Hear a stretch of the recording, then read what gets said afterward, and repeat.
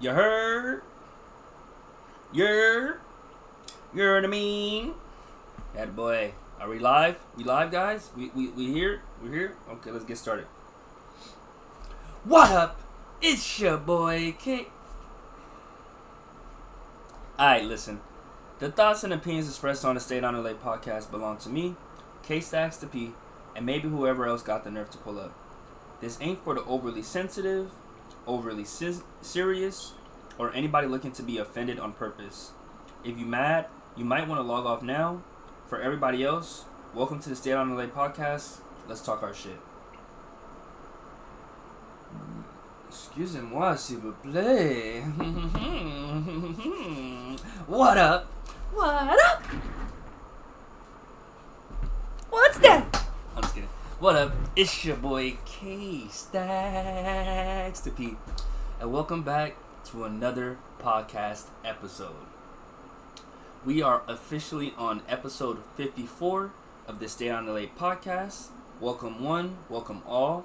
To my new listeners, very big thank you for you guys deciding to click on this video or to click on this audio, whichever way that you're engaging in this podcast episode. I just want to say thank you, and I want to say a very big welcome to the Staydownla podcast, and a very big thank you for you even giving me a shot. You know what I'm saying? Even if you only listen to me for like 2 seconds, 1 second, just the fact that you even clicked on this, clicked on the audio, clicked on the video, I'm very grateful and I'm very appreciative. And to my returning viewers / listeners, aka the Scorpions, stand up, get your stingers ready, and let's sting. Shout out to my Scorpions out there.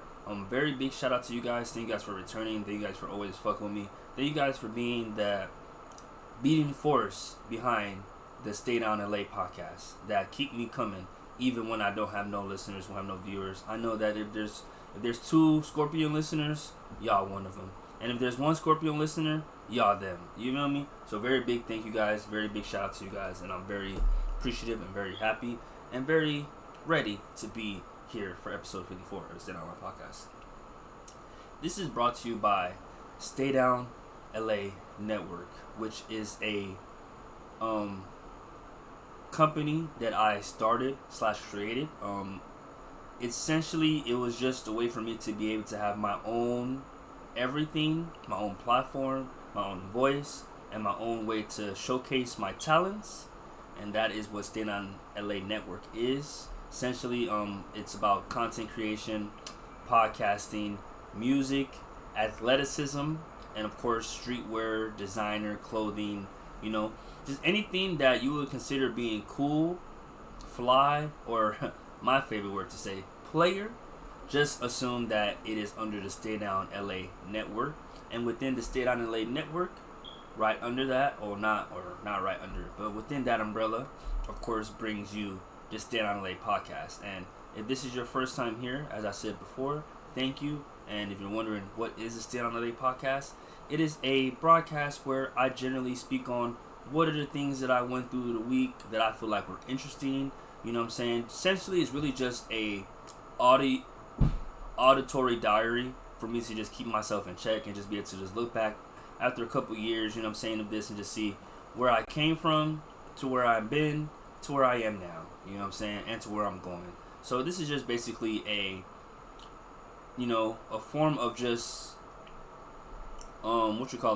record keeping in simplest forms to say it. Just a form of record keeping for a specific individual, K Stacks the P, and you know what I'm saying, from my Scorpions, and essentially, like I said, I generally talk about what's going on with my life, what's going on in real life, and what's going on in the fake life, basically social media or media, TV shows, video games, etc. I am K Stacks the P, and if you're wondering who I am a philanthropist, I am a content creator, and I am a Bachelor of Arts in Psychology holder. Essentially, I'm everything above, everything you want and more, and everything that your nigga could never be. With that being said, I'm now going to get into the prayer of the episode.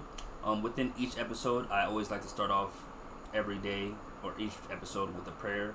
Just for me personally, just to essentially reiterate what I'm asking God for, and to, of course, protect and pass these blessings also onto the listeners and the viewers, you know what I'm saying? Because I am Muslim, and one thing about being Muslim that I feel like has just always been something that I've always just been, motivated me. It's just always pass on the blessings and pass on, whatever way that you are able to. When whatever you are able to pass on to others, you know what I'm saying, besides, negative things, pass it on, you know what I'm saying? Pass on that positive energy, pass on that positive vibes, and just overall, pass on that love. So with that being said, let's get into it. I wish the blessing to the Jim Islam Rahim, Alhamdulillah Rabbil Alameen, Ar-Rahman Rahim, Maliki Yawmiddin, Iyyaka na'budu wa iyyaka nasta'in, Ihdinas siratal mustaqim, Siratal ladzina an'amta 'alaihim, ghayril maghdubi 'alaihim waladdallin. Amen. Allah, I thank you so much for allowing me to be here today. I want to say thank you so much for another day at life, for another opportunity to make the most of my life. I want to say thank you so much for waking me up today. I want to say thank you so much for allowing me to make it to and from home safely. I want to say thank you so much for allowing me to have the autonomy to be able to get the task and necessary responsibilities on my to-do list done and completed before today's episode. I want to say thank you so much for allowing me to be able to have the opportunity to record today's episode. And I want to say thank you so much, and I appreciate you for just even overall being able to have this platform and this product that I call the Staydownla podcast.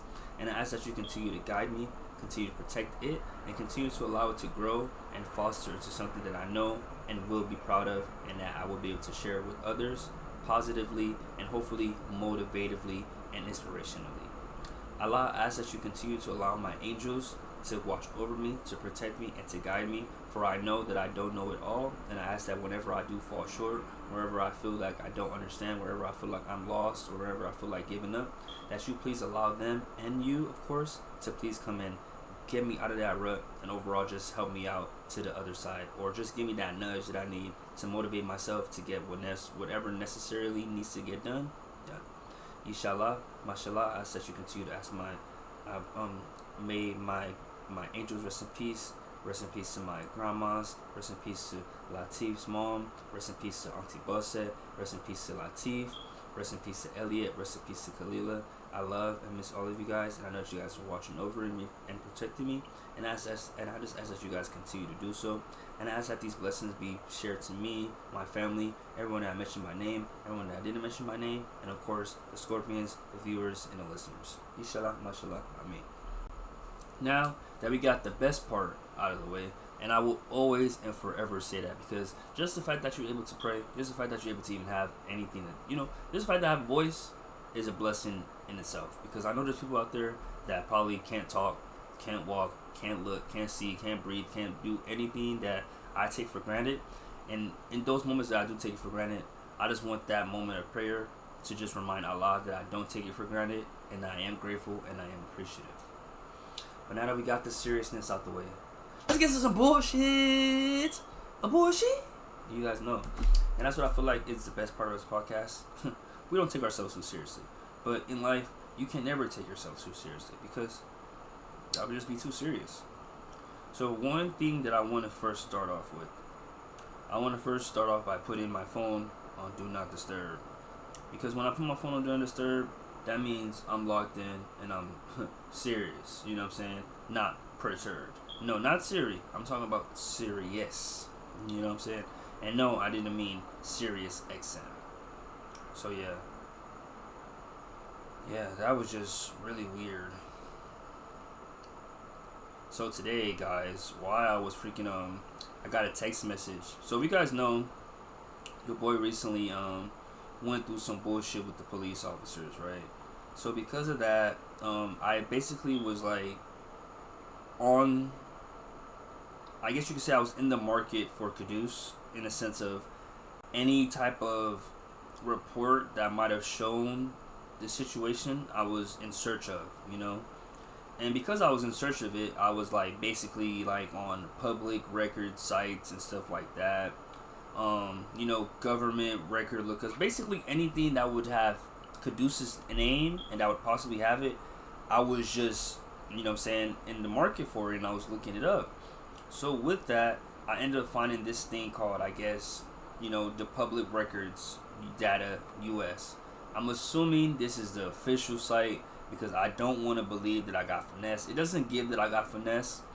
I just feel like I finessed myself by not reading the fine print, because allegedly or apparently the account that I made had I honestly don't know how to really explain it, but essentially I was really just looking for anything that might have had the report or anything about my, you know what I'm saying, history on there, and to see if my history or the thing that I just had recently went through, which you'll probably be able to hear about 4 episodes back. If this is episode 54, episode 50, or 49, I explain the situation.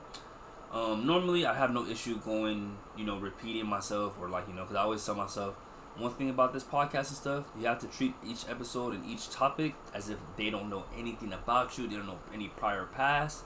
But because that situation is a little bit anxiety inducing, a little depressing, a little disappointing, I don't really want to rehash it as to not speak on it, believe on it, or to claim it, because I feel like this week in particular has probably been the first week where I felt like that situation wasn't hovering over me and wasn't like the forefront of my mind state and my being, and I'm just kind of just really happy.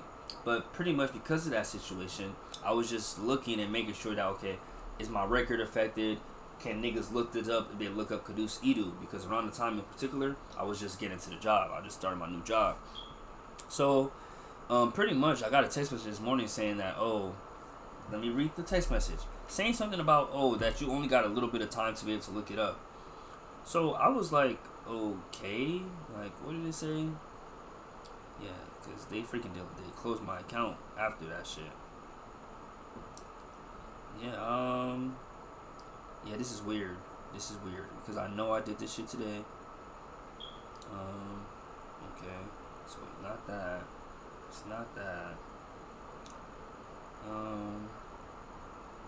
Okay, well, pretty much, I don't know where it is, y'all, and I apologize because it's really making me feel crazy now, because I'm like, all these messages saying yesterday, but it happened today, so I know for a fact I should have a text message, but let me see. Public. What? Unless I deleted the conversation. But I don't see myself doing that, because why would I do that? Recently deleted? What? Recover all. Okay, let's go to the messages.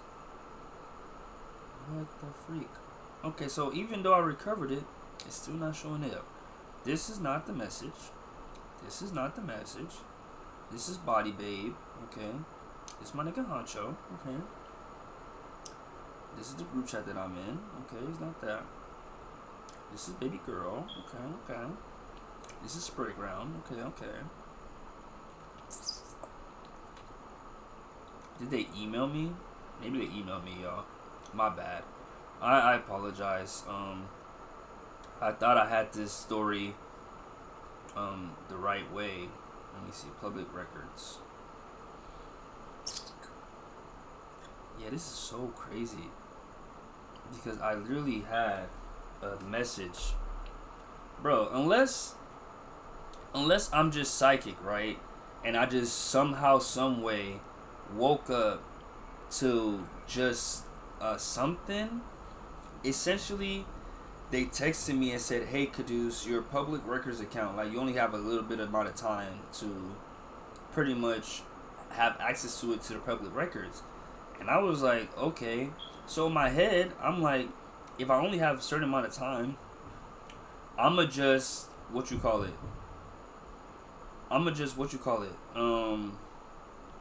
gonna go check it out one last time.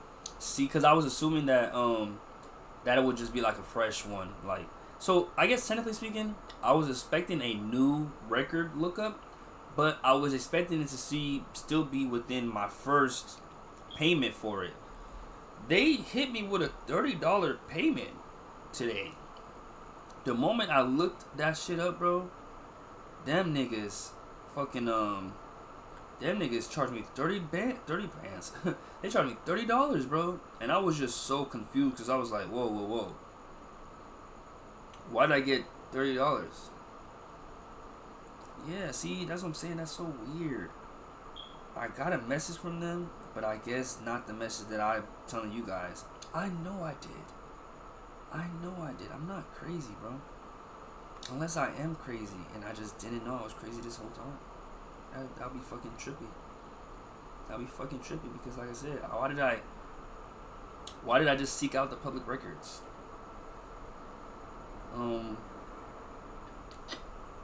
Yeah, bro. I know I did. Because at this text message I'm reading was 9:28. Or this email that I'm reading.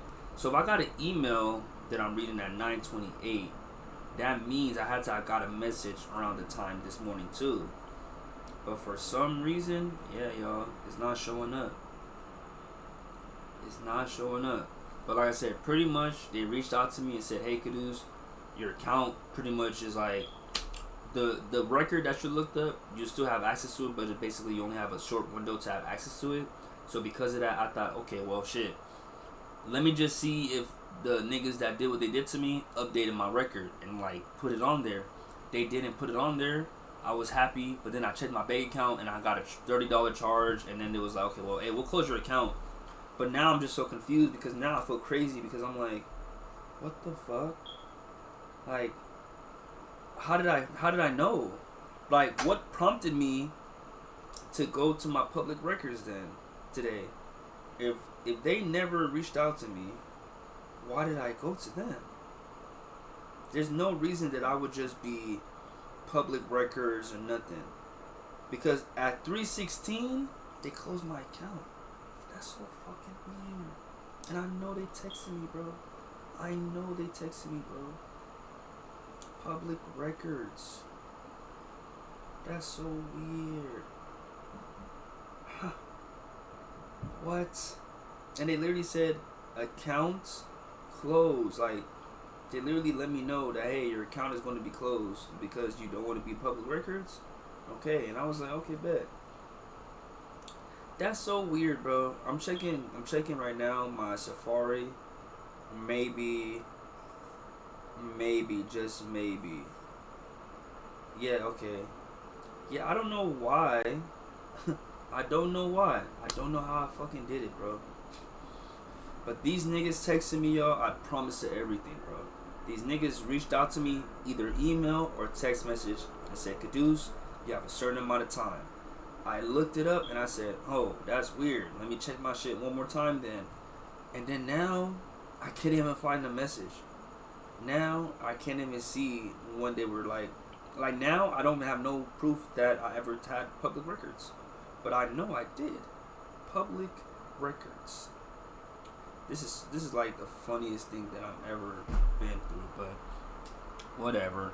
I just thought it was just really funny because I was just like, part of me kind of knew I wasn't scammed, but now I'm like not so sure about it. At first, I was super confident, like, yeah, I didn't get scammed. Like, this is a legit site. This.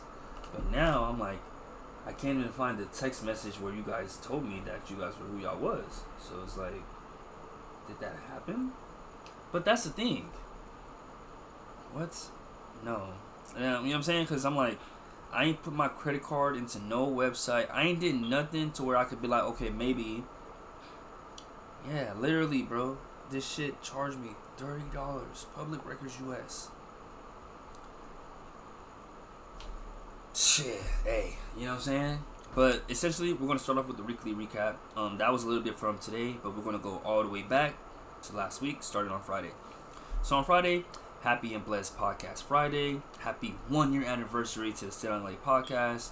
I woke up semi-early, but I had a task to get done. My dad actually woke me up, so I ended up moving my car, and then I came inside where I started my day because I made a TikTok. Sometimes I take my time with my TikTok, so I like to just do that first. So I took that TikTok done. So after that, I was just in the living room, chilling, you know what I'm saying? I came to my room to then prepare for my shift because I knew I had to work that day. So I got ready for work immediately after I was done recording. But then around 9 something, I started the podcast. Then around 12 something, I finished it. So basically, I ended up recording last week's podcast on actually Friday, but today is actually Thursday, so we're back on the Thursday schedule. I'm very proud, very happy to say so.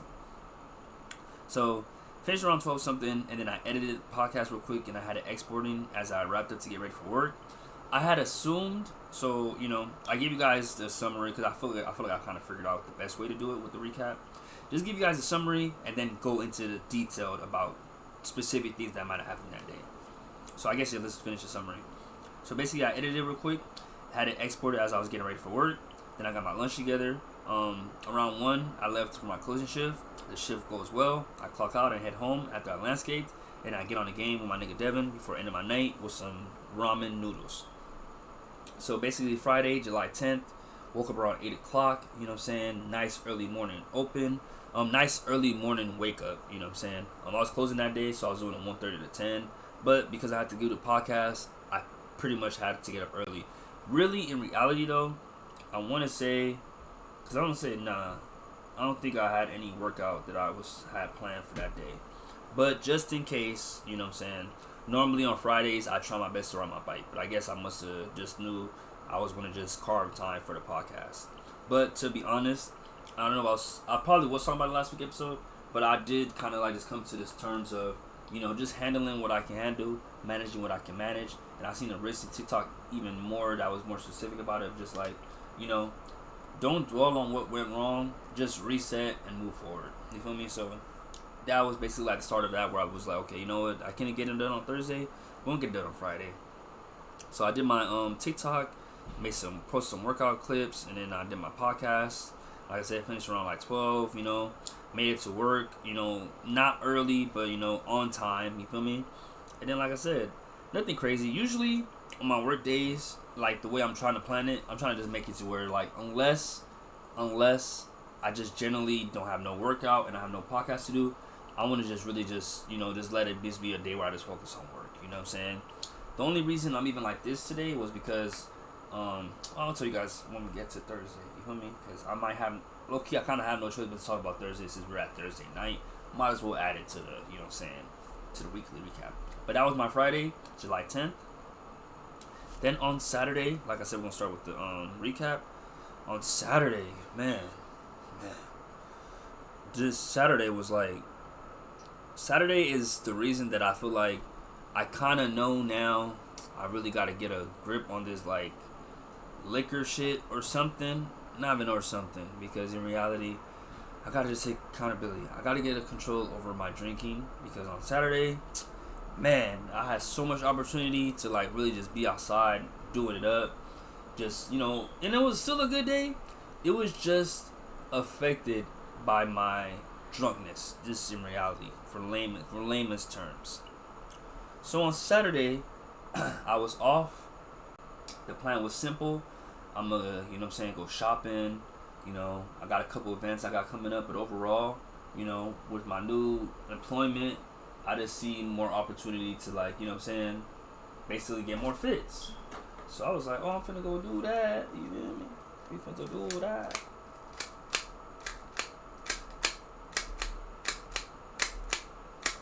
See, that's what's so crazy. This shit doesn't.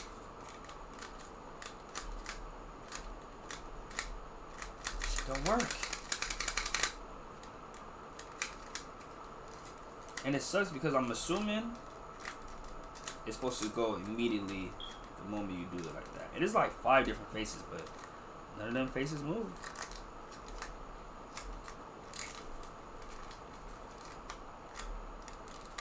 And then what, I'm supposed to move it back?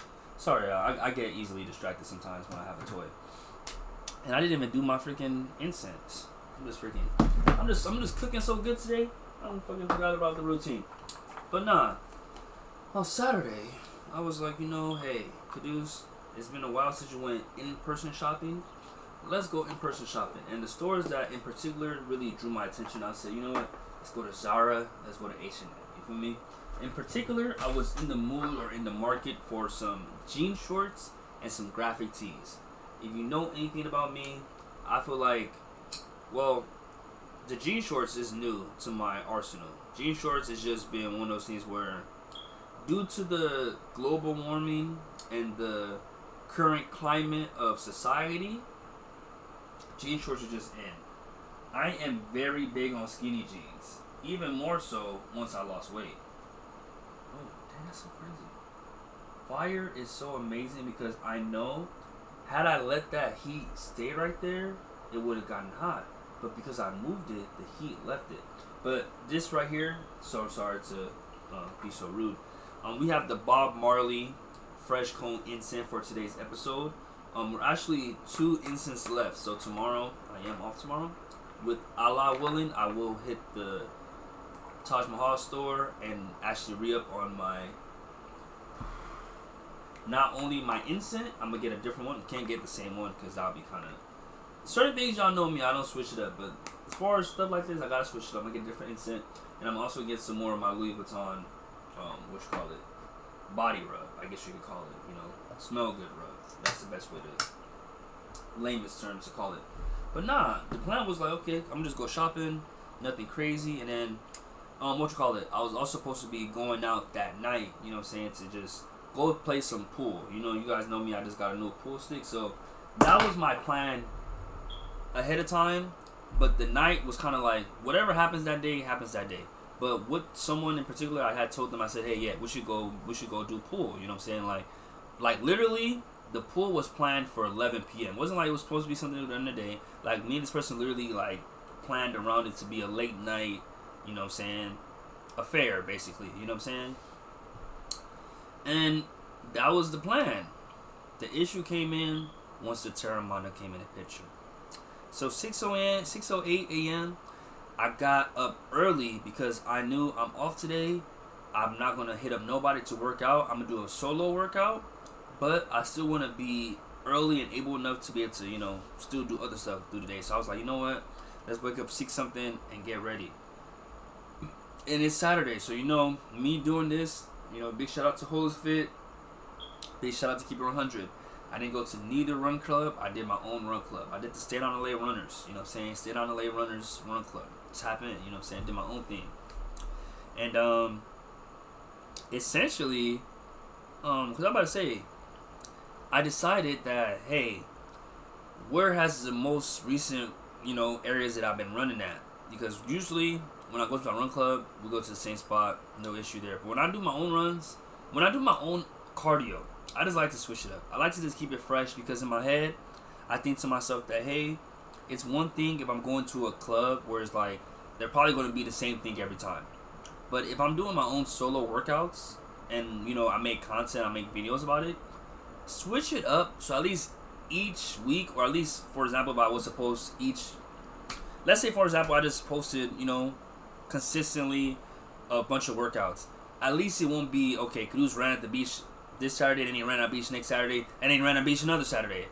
I want to at least switch it up. If I run at the beach one Saturday, I want to go do a hike the next Saturday. Or I want to go do the Kenneth Hahn stairs. Or I want to go do Kenneth Hahn, I want to do the Culver City stairs. Or I want to do running in USC. I want to do run to Culver City, run into Century. I just like to just switch up the cardio so that way my mental stays fresh, my body stays fresh, and my content stays fresh. So because of this, this is July 11th. The last Saturday was another whatever it was, but pretty much the last time I did a run outdoors on my own, I had went to the beach. So I said, you know what? Let's switch it up. I haven't been to Kenneth Hahn in a while. Let's hit Kenneth Hahn. So I woke up around, like I said, I told you guys the time that I woke up on, and then I made it to Kenneth Hahn. So when I made it there, Kenneth Hahn is tricky. Like on the weekdays, and I've said this before, and I'll say it every time. There's parking, but it's only parking if you get there early enough. And I know what you're thinking. If you talking about you was up at like 6, 7, you got there around 8. How early you need to get there to parking? You got to be there at 6. Like, man, you guys don't understand. That's why I miss working on my twin a lot. I ain't gonna lie. Because me and this nigga Donovan, like, we wanted that shit so bad that, like, we would literally be at Kenneth Hahn at, like, 6 in the morning, 5 in the morning sometimes. Like, just to be able to, for one, get the workout done early. Yeah, I'm about to say, that's just really what it was. So I'm like, we never, like, parking was never, like, the motivation for why me and this nigga wanted to work out early. It was just more so like, oh, we just want to work out early. You know what I'm saying? We both up early. Let's go. Man, I miss this nigga, bro. I just miss. And the way I'm talking about it, you would think this was like months ago. Well, the way I'm talking about it, you would think it was like years ago. This is only like a couple months ago because he just, we both started working and our schedules just changed. But me and my twin, fool, that was one nigga that I knew if I was up early and ready to go work out, that nigga was up early and ready to go work out. And I missed that shit. And honestly speaking, the theme of today's episode, the secret word of today's episode, I would say could be, normally I don't do this. Y'all know me. I just usually just drop the secret word and I just go by my day. But because I haven't done the secret word a couple episodes, I want to essentially say what the standards or the reasoning behind the secret word is. I just want it to be something that I'm not going to be saying consistently throughout the episode. I always like the secret word to be something that if you hear it, like my twin would do, just write it down and just keep it, and it's like an Easter egg. You feel me?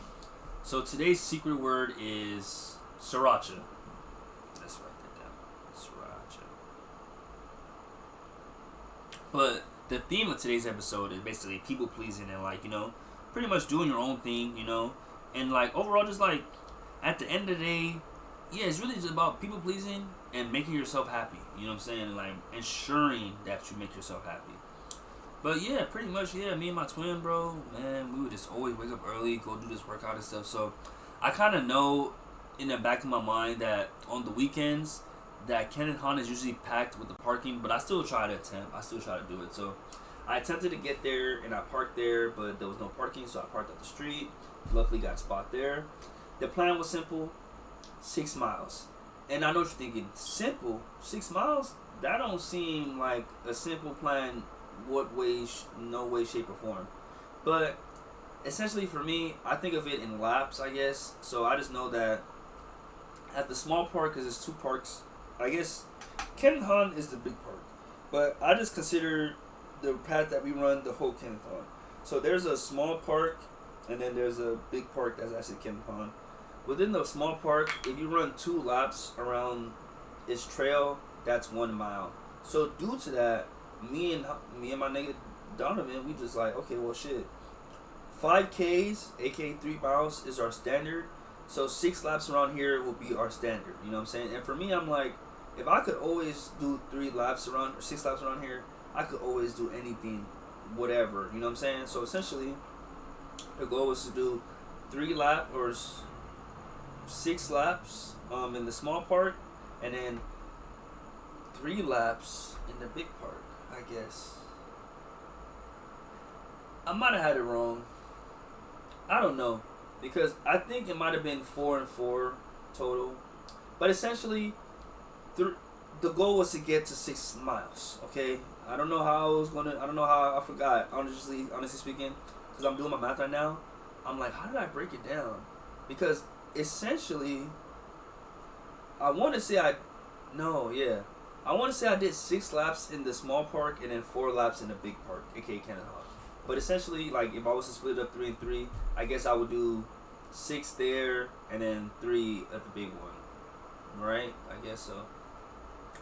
But nah, because in my head I'm like, I think I just got to about 3 laps, 3 miles, because I'm like, 1, that's half a mile, 2, that's 1 mile. 3, that's 1.5 miles. 4, that's 2 miles. 5, that's 2.5 miles. 6, that's 3 miles. So I did 8. I did 8 laps then, because I'm like, I had to. But essentially, that was going to be the route. 6 laps, or 6 laps, 4 laps. However way it was going to be divvied up, it was going to basically add up to 6 miles total. So essentially, got there, did my stretching, thanked Allah for the ability to run and for the pain that I'm about to endure, and I just got started. So I did my thing. I started at about 8:21, and I literally rode 6 miles to go. At 10 o'clock, I finished the run, and I did 8 miles. So once I finished the run, let's talk about the stats, of course. I know you guys are here for the stats. It's like, nigga, you're not gonna skip that part. You feel me? And you're right. Yeah, motherfucking right. Speaking of Terra, that shit got your boy tired today. You feel me? Gotta gotta just chill out on that shit for real, for real. That's what I feel like I'm coming to terms with, but it is what it is. So basically, July 11th, I literally put it in my Strava. Make sure you guys add me on Strava. It ended up being 8.35 miles, 9 minutes, 8 second pace, 1 hour, 16 minutes with 16 seconds moving time, 414 feet of elevation, 1,250 calories, 169 beats per minute was my average heart rate. And it was a long run workout, and I felt like the difficulty was hard on everything. The first 2 miles, 8 minutes. Mile number 3, 9:43. Mile number 4 and 5, 9:06 were both literally. Mile number 6 was 8:41, and then mile number 7 and 8 kind of just slowed down again because like those were just added on at the last minute. I also did a pull up, and I didn't do no push-ups this day, but basically, that was my workout. So really good, honestly speaking, really good. And I even ended up getting some new trophies or new, I guess, accolades.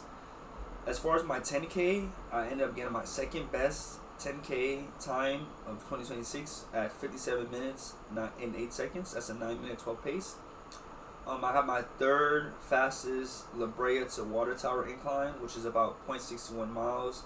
Did that at about 10-minute pace. My third best on the Kennehan Loop, about 0.78 miles, 6:54 minutes, 8:51 pace. And then I had the best, my PR at the Kennehan Loop, which is about 0.78 miles, 6:33, 8:24 pace, which is really good. Did that basically in 6 minutes and 33 seconds. Wow. I did the whole Kennehan Loop in 6 minutes. That's so fucking dope. So basically they're saying that now that is actually insane. I could finish the whole Kennehan Loop in 6 minutes.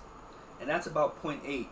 So literally 0.8 times 2, that's 1.6. So yeah, I'm not gonna do the math right now because my brain is all over the place. But yeah, I'm doing my shit out here. I'm proud of myself.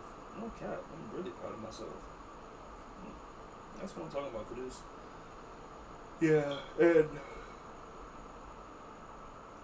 if you guys know me, it's been very difficult to even though 8 miles is a lot, it's been so hard for me to just keep it at that point because I know my body well enough now, which is funny because I know my body when it comes to working out, but I be ignoring the fact that I know my body when it comes to drinking. I know my body enough to know that 10-mile plus runs, my legs need a day to recover. 8 miles and below, I can recover within the same day. Essentially, I told you guys this, and I will tell you guys this every time. I will not stress it. Your legs need at least 72 hours to recover fully. So let's say, for example, you did a leg day on Monday, Tuesday, Wednesday, Thursday night, but really Friday morning is when your legs will really start feeling normal again. But those days, you're going to be really feeling it. So essentially, I know that if I do the runs that are 10-mile plus, that 72 hours is going to basically add another 24 to it. But if I do 8 and less, it will just be 72 hours of recovery. Because mind you, I'm recovering from the run and also the leg day. So that's 2 different focuses or I guess you could say pressures put on my legs. You know what I'm saying? So it's pretty much just no joke. You feel me? You can say what you want to say, but it's not easy. So after my run, I said, hey, you deserve it. You deserve it, daddy. You just did some good shit. And I decided to go to Court Cafe. I got the Ken Special, which is basically 3 pancakes and 3 chicken wings, full chicken wings. No issue there with the ordering process, simple. Because I was sweaty as hell though, I decided to wait outside because I literally just came from the run. So, that was the only thing I guess you could say was of interest or of noteworthy within that experience. Then essentially after I got my food, yeah, pretty much I just went home, you know what I'm saying?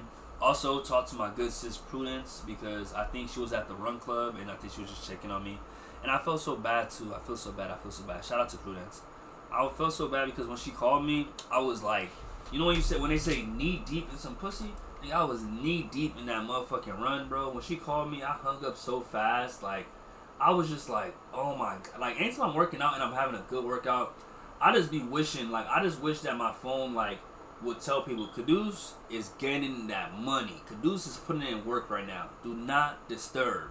Do not disturb that man. Because when I'm there, I could turn, it's like me when I wake up. I could be the nicest nigga, but man, for some reason, when I first wake up, I'm just an asshole. And sometimes during my workouts, because I'm just so angry at the workout, like, it's funny, right? Like, I'm mad. I'm working out, but I'm angry. Oh man, I hate this shit so much. Oh man, this pain. Oh man, I'm improving myself. I'm so grateful. Like, it's such a mixture of emotions that just like, basically just leave me alone. Don't bother me. Leave that man alone. I don't know what he got going on, but leave that brother alone. So when she called me, I'm in that state. I'm in flow state. And I want to say, yeah, because recently I've been running with my speaker. So this was a run where I wasn't in my zone. Because my speaker allows me to get to flow state. Zone state is when I have my beats on and I can't hear nothing but the music. That right there, that version of me, I'm very subconscious because I feel like I have to be because I can't hear as much. But that version, when I'm in that state, boy, I'm a different dog, for real. But like I said, I've just been trying to, just honestly speaking, on the lowest key, I really did it because I just wanted niggas at the run club to hear my music.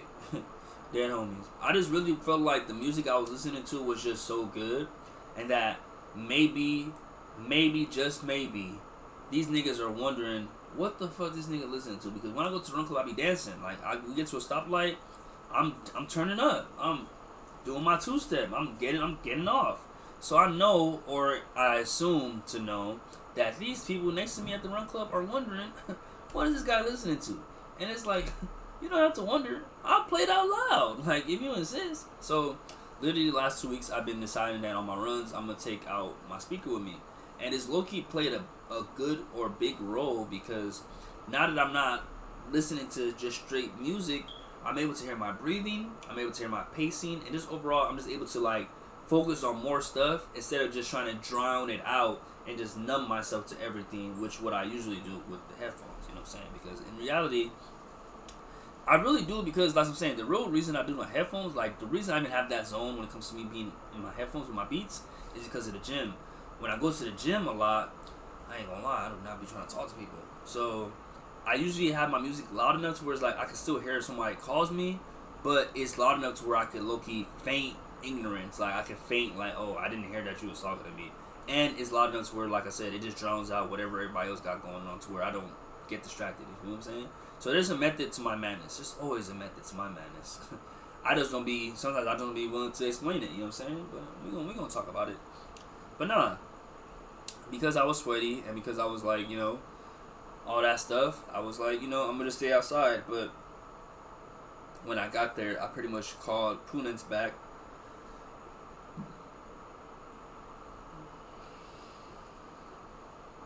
Because I just be like, damn, like, is it that what's making me sleepy, or am I just fatigued? Because if it's just fatigue, I'll take it.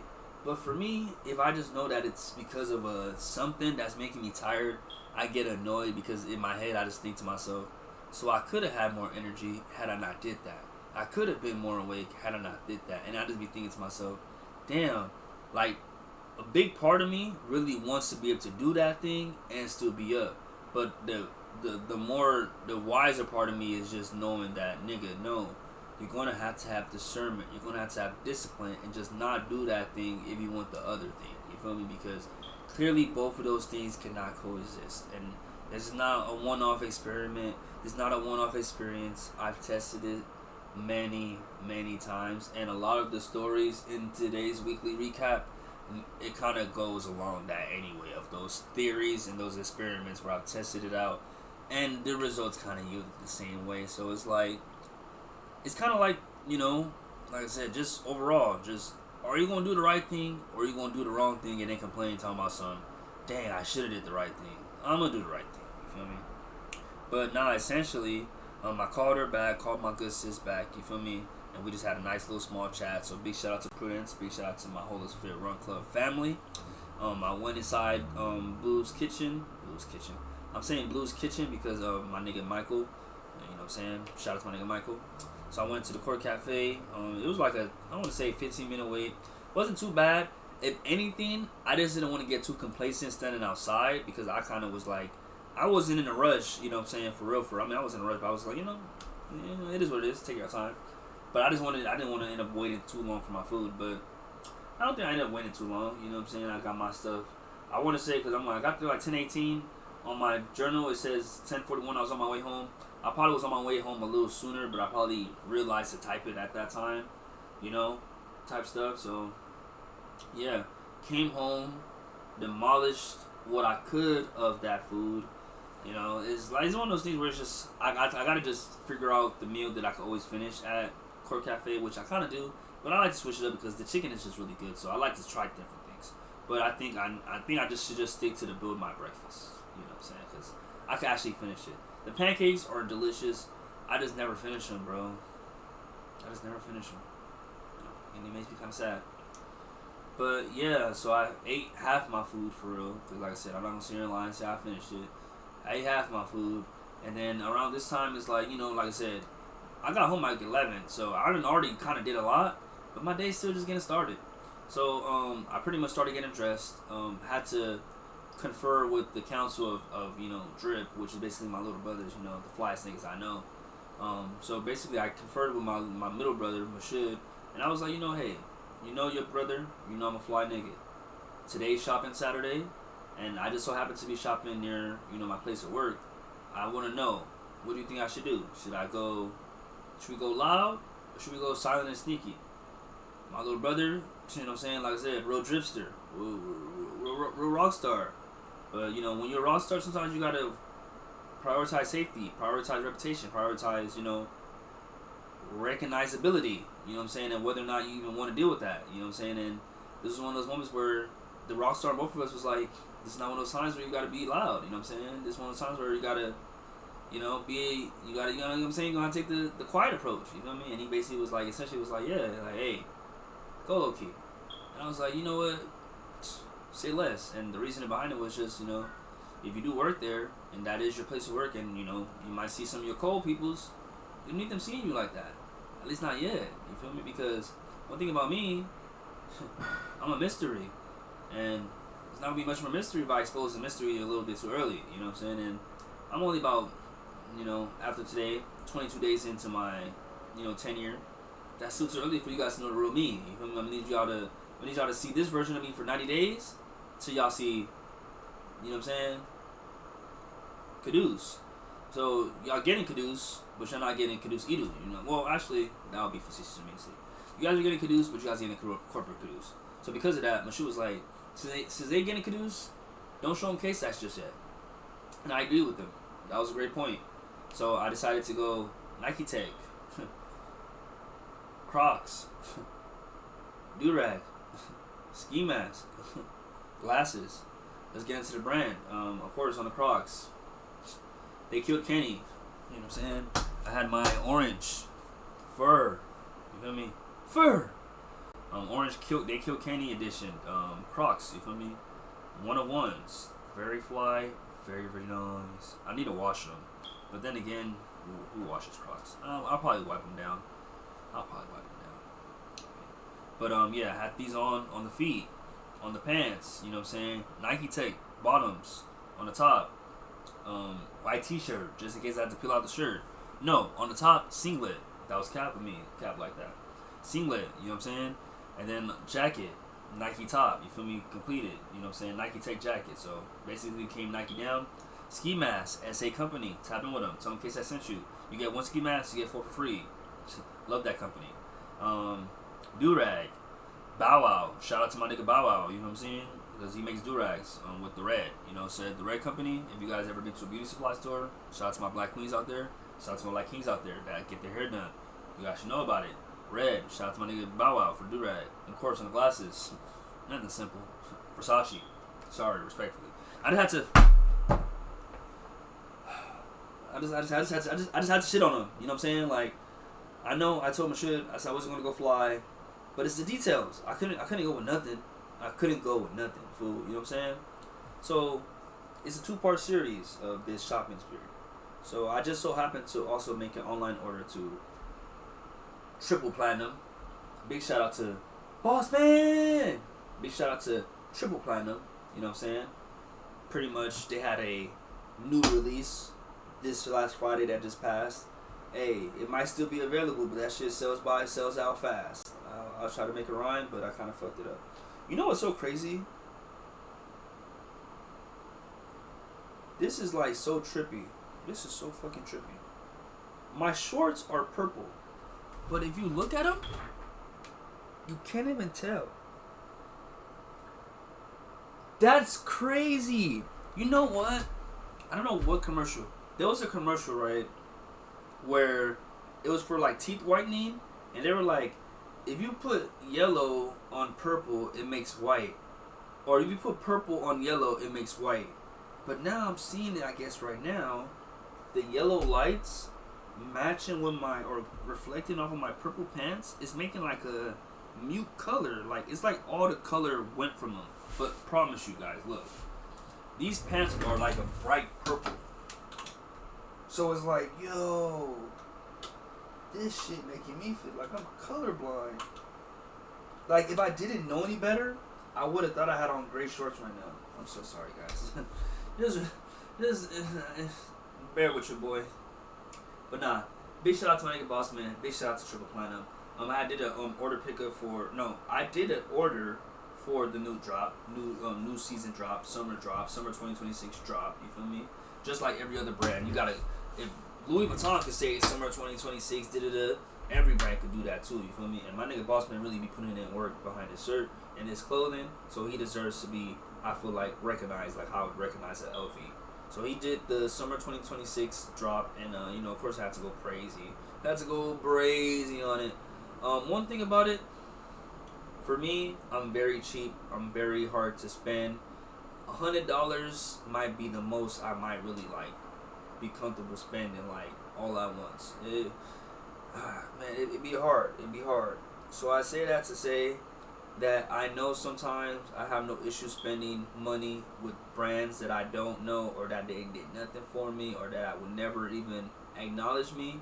So when it comes to the homies brand, especially people that I know, I usually try to have that same discernment of like, if the bro charging $40 for a shirt, fuck it, $40 for a shirt. I mean, that's honestly more reasonable, which is crazy because I'm like I said, I feel like it's kind of like, well, I don't feel like, it's something I just heard today. I heard a lot of shit today that was really good, but I'm not gonna say it. It's like this nigga DJ Ghost said today. He said he was watching a video. He was like, certain people. It was basically this guy. He was working at Brinks, and he had robbed his job for like 100 bands. And he was like, certain people might see 100 bands, but like, that's a lot of money. But he's like, once you make 100 bands, you see that's no money.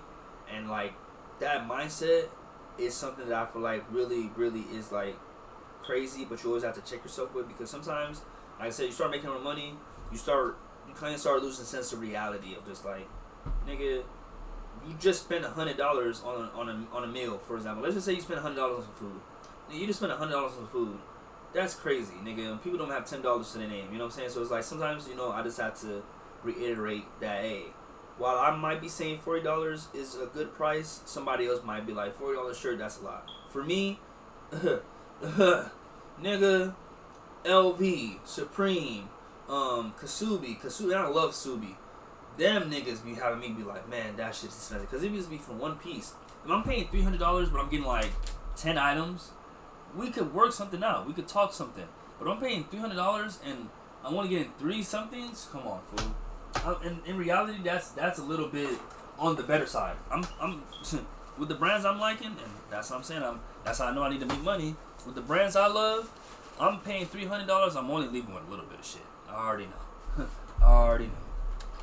So yeah, with that in mind, pretty much I had did my order with Boss Man, and the goal was, like I said, what's funny, cause I'm like, I was gonna say I don't be expecting any special treatment. I'm actually capping.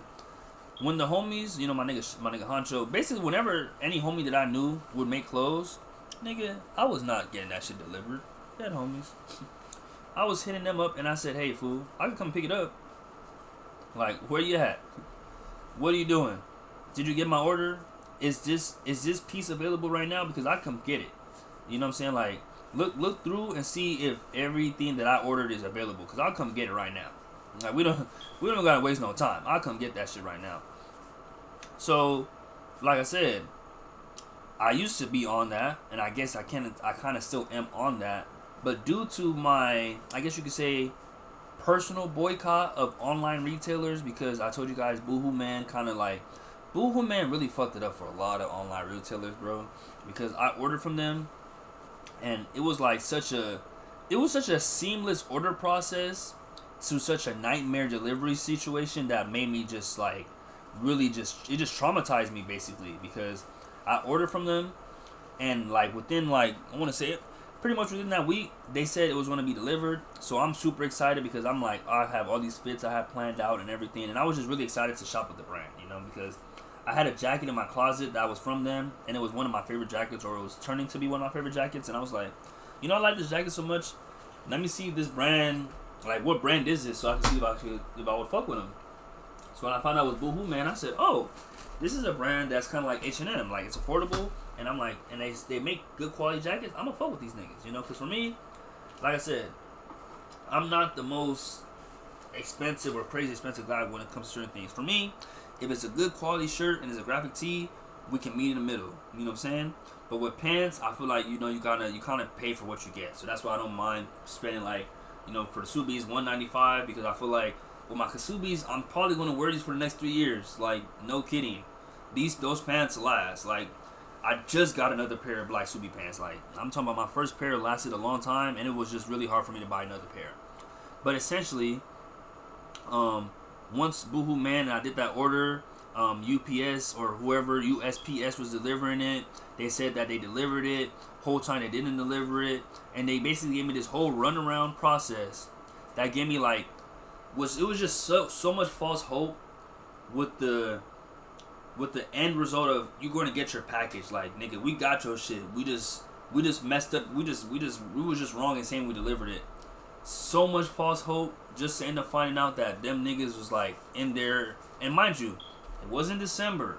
It was early in the year type shit, or maybe I guess you could say still holiday season. But in my head, it wasn't a particular time where a lot of people were shopping, so I didn't feel like my thing would be a target. But man, USPS showed me different, because whoever I assume it had to be a nigga. I don't see no girl.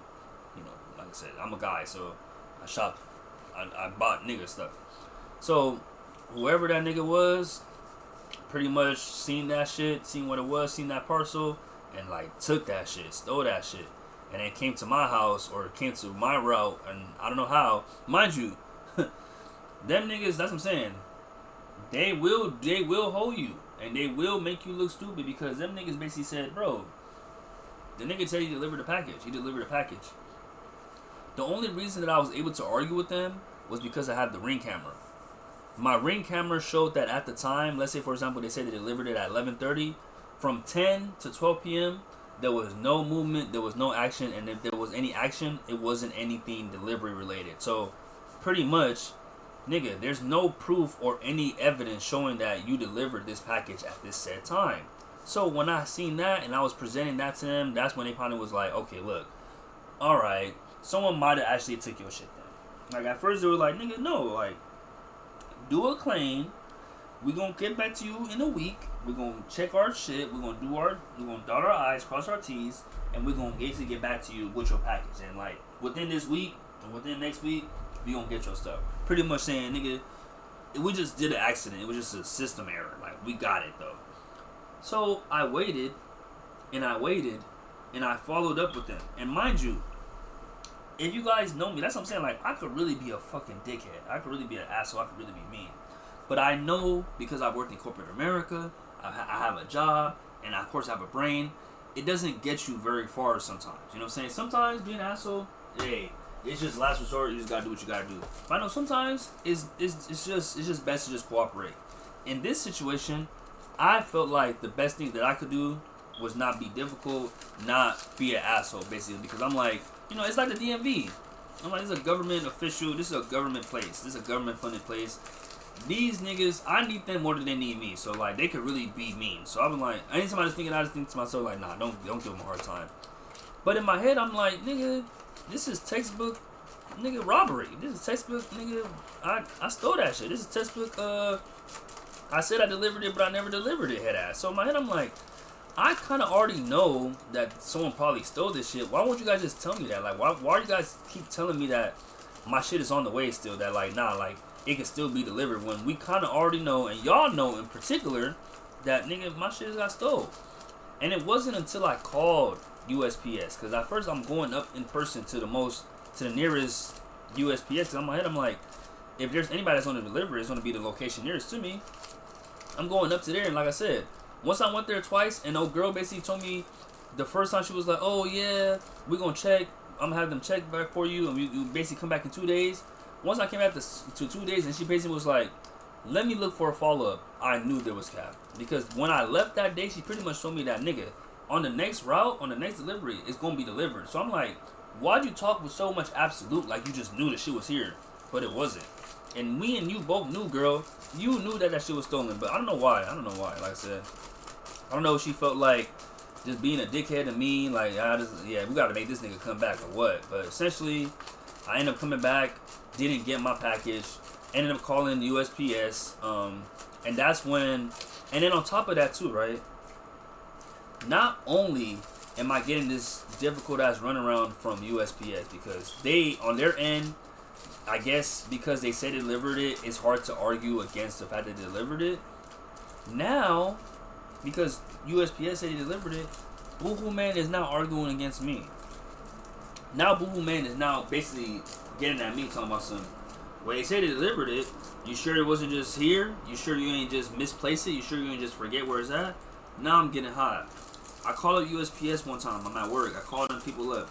And the lady on the phone was like, hey, you know, if we can't get it to you, you know, you could also do this thing called reaching out to the Better Business Bureau. Let them know the situation, and they can kind of do something to it. Because pretty much, anytime I reached out to Boohoo Man, it will be like a two reply email process, and then it would just leave me undelivered, and I would never get anything. So because of that, I'm hot. I'm mad. So I reach out to the Better Business Bureau, and would you look at that? Within 2 days of me emailing the Better Business Bureau, now Boohoo Man is reaching out to me. Like, now they're calling my line. Now they're hitting me up talking about some, hey, Caduce, about your order, we heard about it. What can we do to get it? Like, at first, them niggas was not trying to give me no refund. They wasn't trying to work it out with me. And I told them, I said, look, I don't even want a refund. I generally want this fit so bad. I just want the fucking product. Can you guys please just give me the fucking product? And they wasn't fucking with a nigga. But the moment I reach out, the moment I freaking... And I guess you could say I snitched, because on everything I love, in 1 second, probably the only time that I would say that, like, I really, hold on, nigga. Hold on, so, like, the moment that I reached out to the Better Business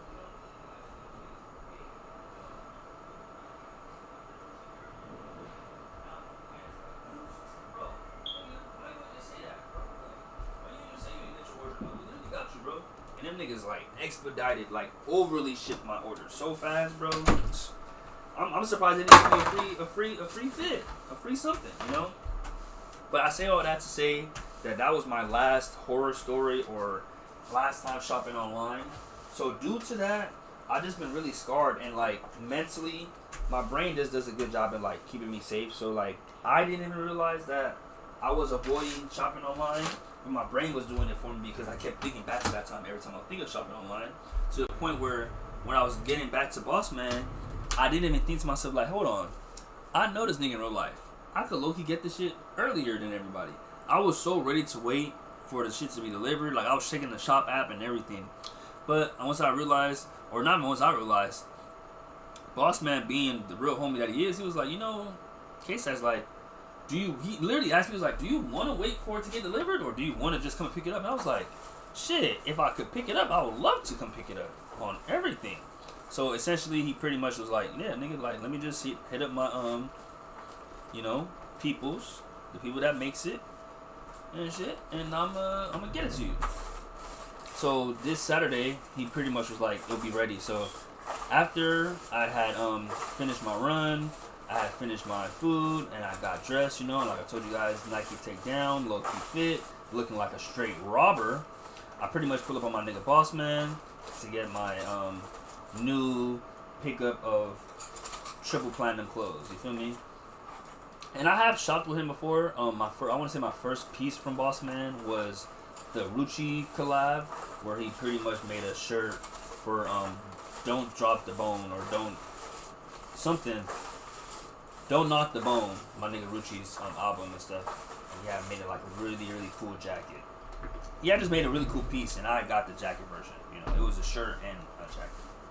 But I'm a jacket guy. So ever since I got that, I just knew. I said, yeah, this nigga Boss Man makes fly ass pieces. But no, this is like my first like original like full life pickup from him. So once I make the order, he pretty much hit me up, was like, oh yeah, like he could be ready on this Saturday if you're available. And I pretty much reconnected with him, locked in a time to pick it up. And pretty much when I was on my way to go shopping, I stopped at my nigga Boss Man place to go get my clothes from Triple Platinum. So when I got my clothes, ain't gonna lie, you know what I'm saying, I'm a little lit at this point. But really is when I head to the real shopping area. That's when I really started like feeling myself. I mean, I guess you could say.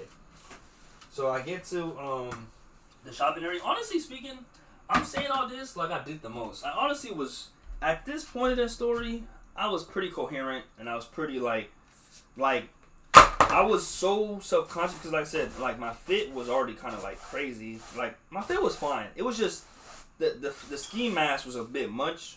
So I'm already knowing I'm bringing attention to myself. So I'm like, let me not let the liquor also be like an attention bringer. You know what I'm saying? Like, let me not let people also be like, is this nigga like drunk or something? Like, you know what I'm saying? Like, for me, even if I am, I don't want people to know. You know what I'm saying? I don't want people to be able to tell. You feel me? I want to be able to be coherent enough, cohesive enough, pretty much be able to still be engaged in a conversation, not slurring my words, not talking like, and not just rambling off, you know, because one thing about me, I know I'm drunk because I just be talking.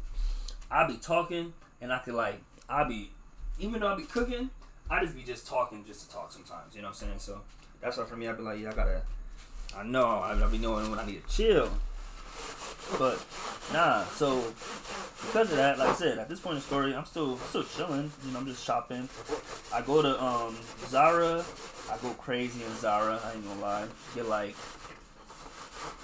a couple pair. Let me not say couple pair. I'm gonna just be honest. I got 3 pairs of jean shorts, all like different style too. Like not even like some regular jean shorts. Like literally like one like camo, one like flower, and one like this foresty one. You feel me? Like just some shit that niggas not really seeing out here.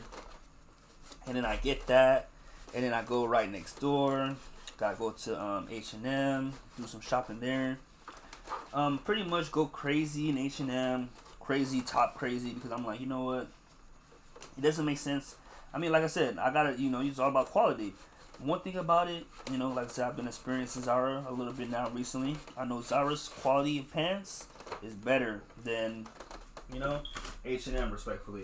I know H&M, they do have some good pants, they do have some good shirts, but the quality is kind of like, you know, a year, you know what I'm saying? And I know with Zara, 2 years, you know, so in my head, I'm like, I'd much rather, and that's why the prices of the shirts at H&M be what they be, you know what I'm saying? Like I said, I'm not exposing nothing that nobody don't know, but if you don't know, now you do know. You feel me? So that's why you get the prices that you do there. So I was willing to go a little more crazier there and shit. Because like I said, you spending like $60 per piece Zara.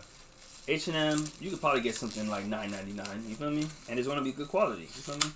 So I get my shit from H&M, get my shit from Zara, then I head home, and you know, like I said, you would think, like honestly speaking, this should have been where my litness ended, and I should have just chilled out to the rest of my night. But my ass, because, like I said, I got homies that be outside and shit. The homie was outside, so in my head I'm like, shit, I'm outside. Fuck it. So when the homie had told me he was outside, like I said, I should have chilled. I kind of was still on that. Or mentally, the liquor made me think I was still on that. In reality, the run was catching up to your boy. And I hadn't slept or hadn't really rested, you know what I'm saying, and shit. So when I got to where I got to, I'm not gonna say it. When I got to King of Wings, put up on my nigga King of Wings, I'm pretty much at the latter half of my high, I guess you could say. Like I'm on the come down, but I'm still trying to go up and shit. You know what I'm saying? So by the time I get there, I'm over there. It's like different levels of drunkenness. It's the beginning, which is like super. I guess you could say for me, nerve wracking. Then for me, it's like euphoria. Then it's intimacy or appreciation. I wouldn't say intimacy because that sounds kind of a little sus. But pretty much, I just get really appreciative. I'll be so happy, like especially when I'm with my loved ones. Like I'm turning up with my peoples, bro. Don't let me get some liquor in my system. I'm turning with my peoples, bro. Cause I'm just so happy. I'm not in the camera frame. I'm so sorry, y'all. But I still was talking, so don't worry. I didn't leave. Nah, I've been talking. Y'all niggas couldn't even see me for the last couple minutes. I'm over here trying to clean my fan because it's dusty as hell. Man, and the dust bites are not leaving. I don't know. Honestly speaking, I'm worried because I don't know what I'm about to do to get these niggas out of here. But so essentially, you feel me? Put my nigga King of Wings. You feel me? And like I said, man, my body is about to shut down, but the liquor's not letting me hear it. So I'm just going about my thing, doing my vibe, chilling. Boy, I'm over there. And I put it like this. I know I was too lit because I really don't even remember what happened after I got my drink at King of Wings. Like after I got my drink at King of Wings, I black out and then I wake back up and the homies is waking me up and they're like, nigga, you been here still? Because I guess what happened was I'm in there chilling with my nigga Honcho. We chopping it up. We're doing our thing. I can tell with my videos I'm overly doing too much. I'm being cringy, whatever. I guess, like I said, the liquor must have won because at a point, I ended up taking a nap. And I took a nap inside the restaurant. And then Honcho, I guess, was leaving. So he basically was like, nigga, like, let's go.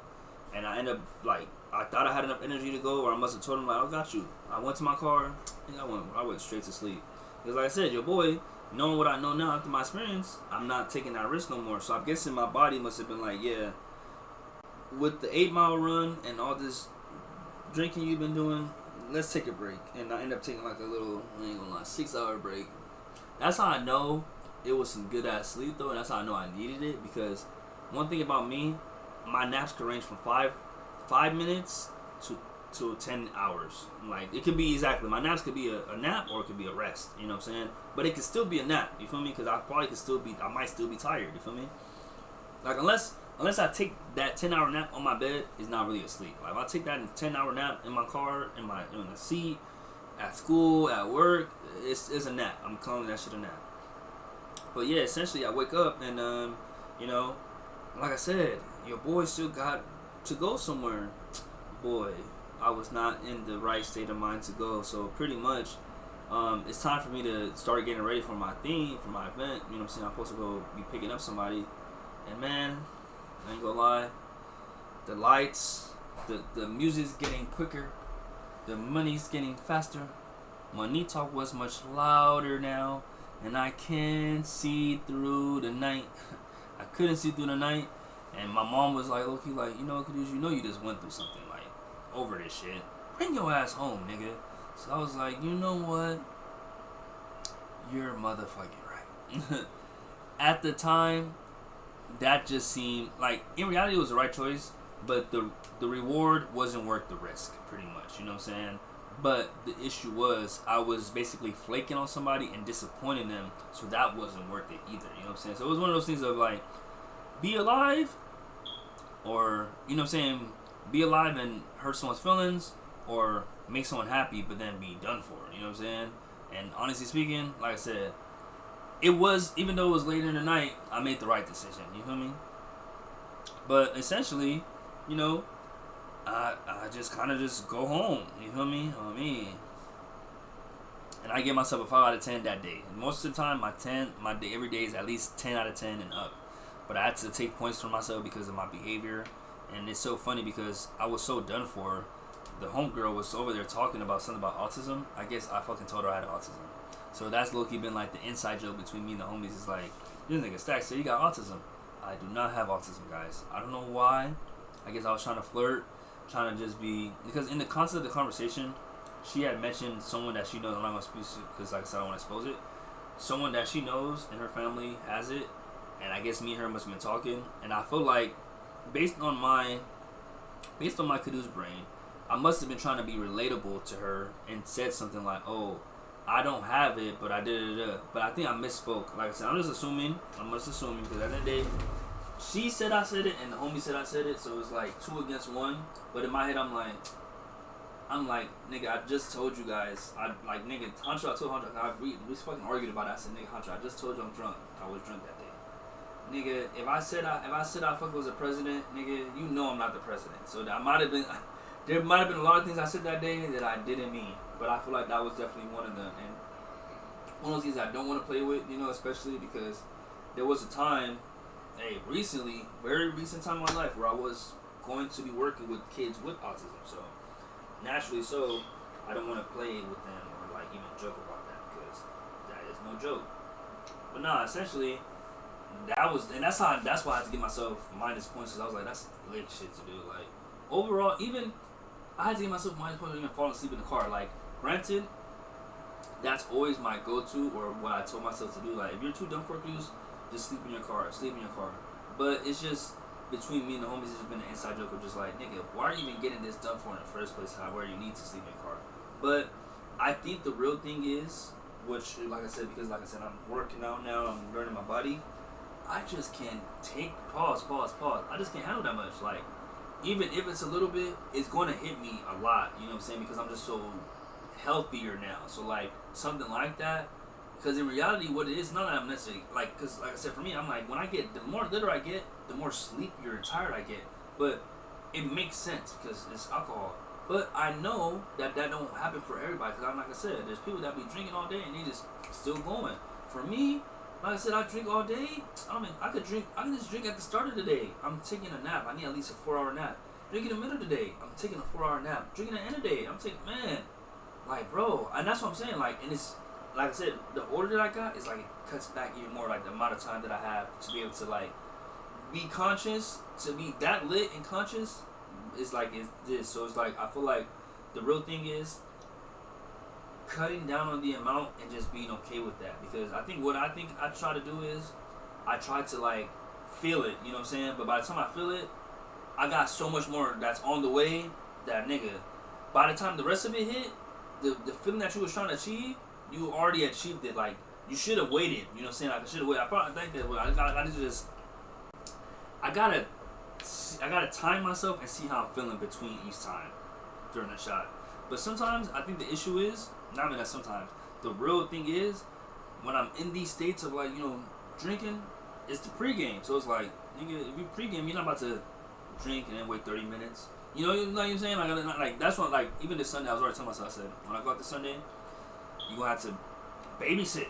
Nigga. You're gonna have to get lit early and then let it just, resonate in you and then just carry that on. And then just, if you do get some more liquor, babysit that shit. Just see how it, like, naturally hits you. Because my thing is, I try to get so much out the way and then just, like, I forget that, like, nigga, you took, like, 10 already. Well, that's what I don't ever take, like, 10 shots. The most I really take, like, on a really good day, is probably 8 shots. But I think the issue is I'm not putting enough time between them. Like I might take 4 at once, then wait like 30 minutes, take another 4. You know what I'm saying? Like that's the issue. It's like I probably could be good if I probably took 2, waited like 20, 30 minutes, then took another 2, waited like 20, 30 minutes, then took another 2. You know what I'm saying? Like that. But my issue is I just be trying to feel it and get there so fast, so that way I can just be there and not have to drink no more. But sometimes, and that's how liquor gets you, because you would think you get to that stage and be like, okay, I'm good. Nigga, sometimes you get to that stage and your body's like, we could handle more. Yeah. But like I said, as a fit nigga, that's the wrong thing to do, because the more liquor you drink, the more your body has to get out of your system and the more it's going to take for you to recover.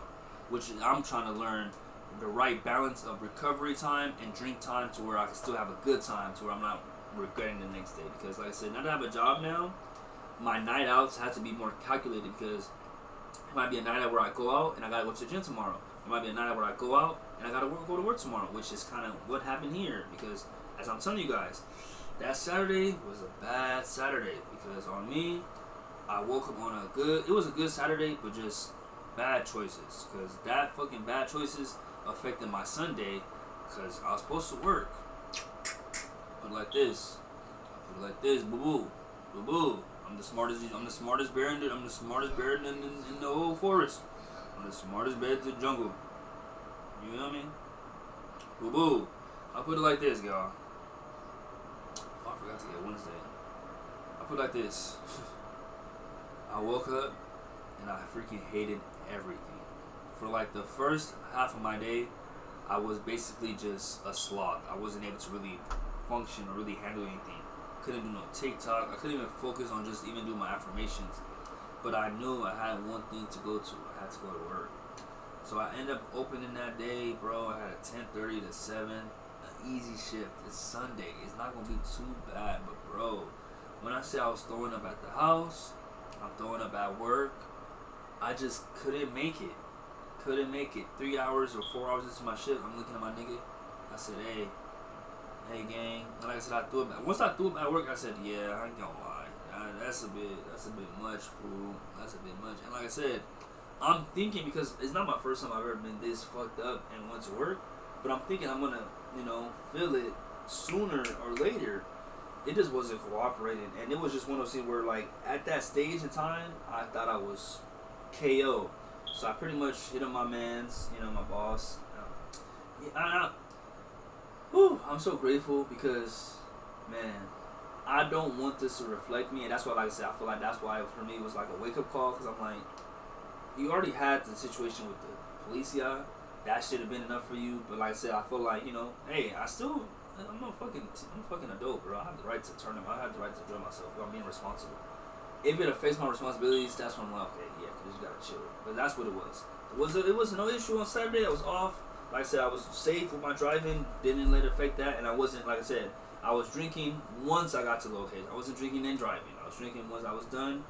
You know what I'm saying? And that's what, like I said, I was too done for to drive anymore. I fucking slept.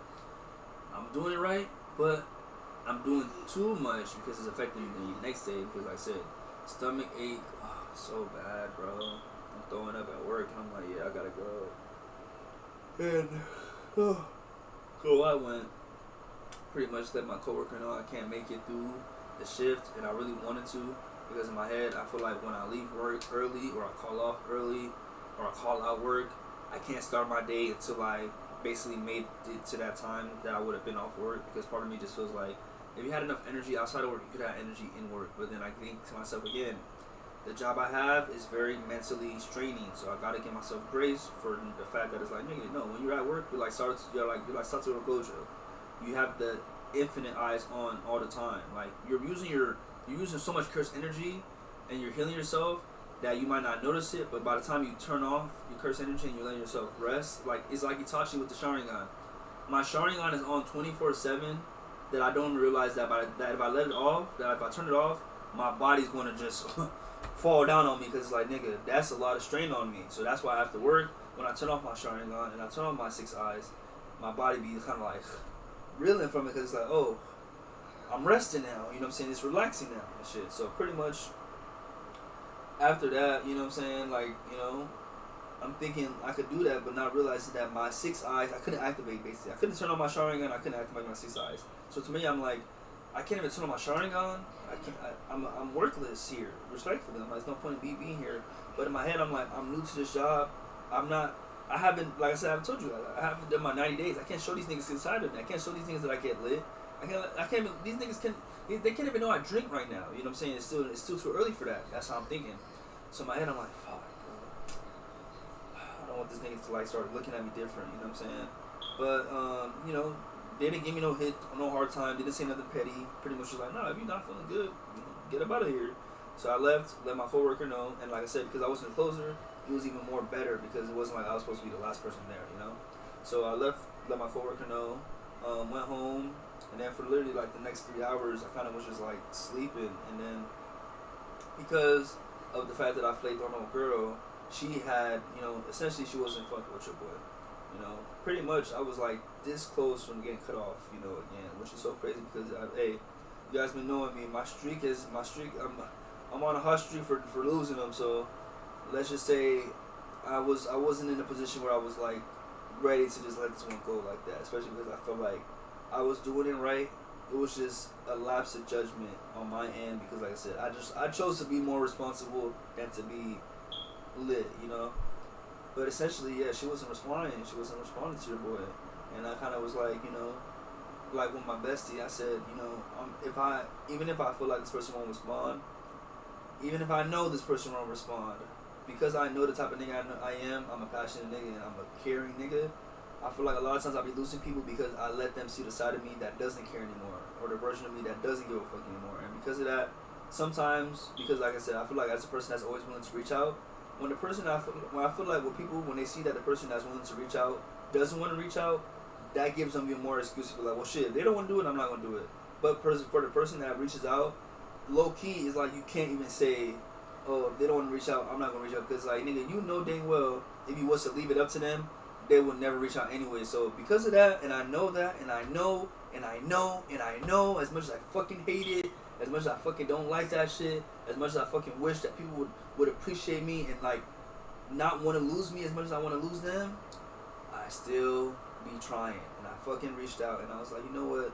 Even if this girl don't respond, this girl don't care, I'ma still tell her how I feel and like apologize. Because at the end of the day, like with my bestie, I am now in a better position where I don't see myself as absolved of any fault and that I can't do no wrong. Like I finally feel like I kind of see like, nah, I kind of do be fucking up. And like especially in this situation, I feel like it would be really hard for me and it would be really telling for me the type of nigga. I feel like this would be the, like I would know the type of nigga I was or I am if I was to try to make an excuse for that. But I feel like that night was just so blatantly on me and so blatantly obvious, like for just lack of preparation, that it was like, nah, I couldn't even blame anything. So I just was like, nah, I'm gonna just apologize, let it all out there, let it know like, hey, my bad, but if you give me a chance to make it up to you, I got you. And like with my ex, like with my bestie, sometimes you gotta hear it from the person's perspective to really hear how fucked up it really was and how fucked up and how much hurt it really caused them. Because I'm knowing that this person I'm saying, I'm knowing that they're mad at me,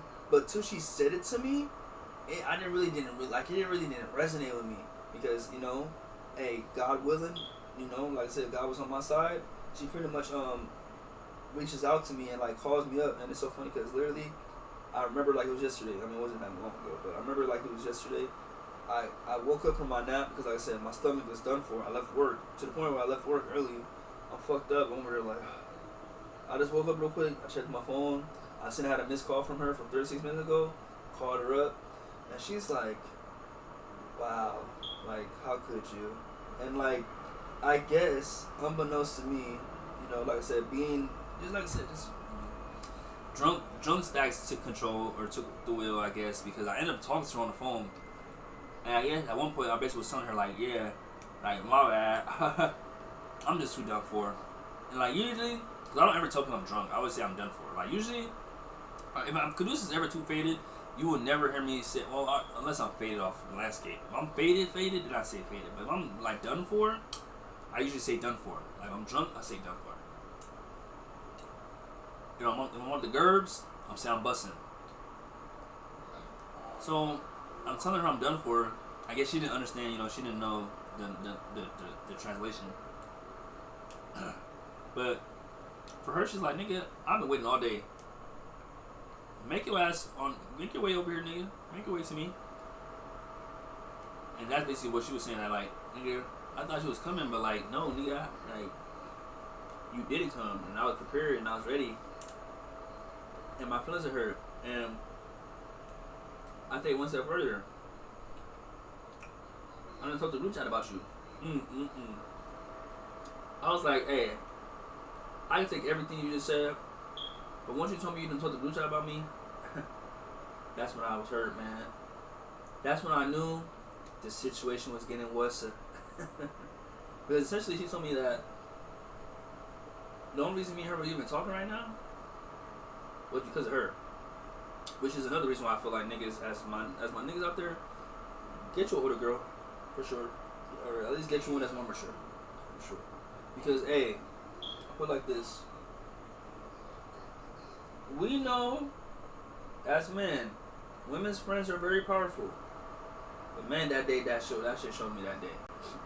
Man, that shit showed me that day. Women's friends are really powerful because when they say, mind you,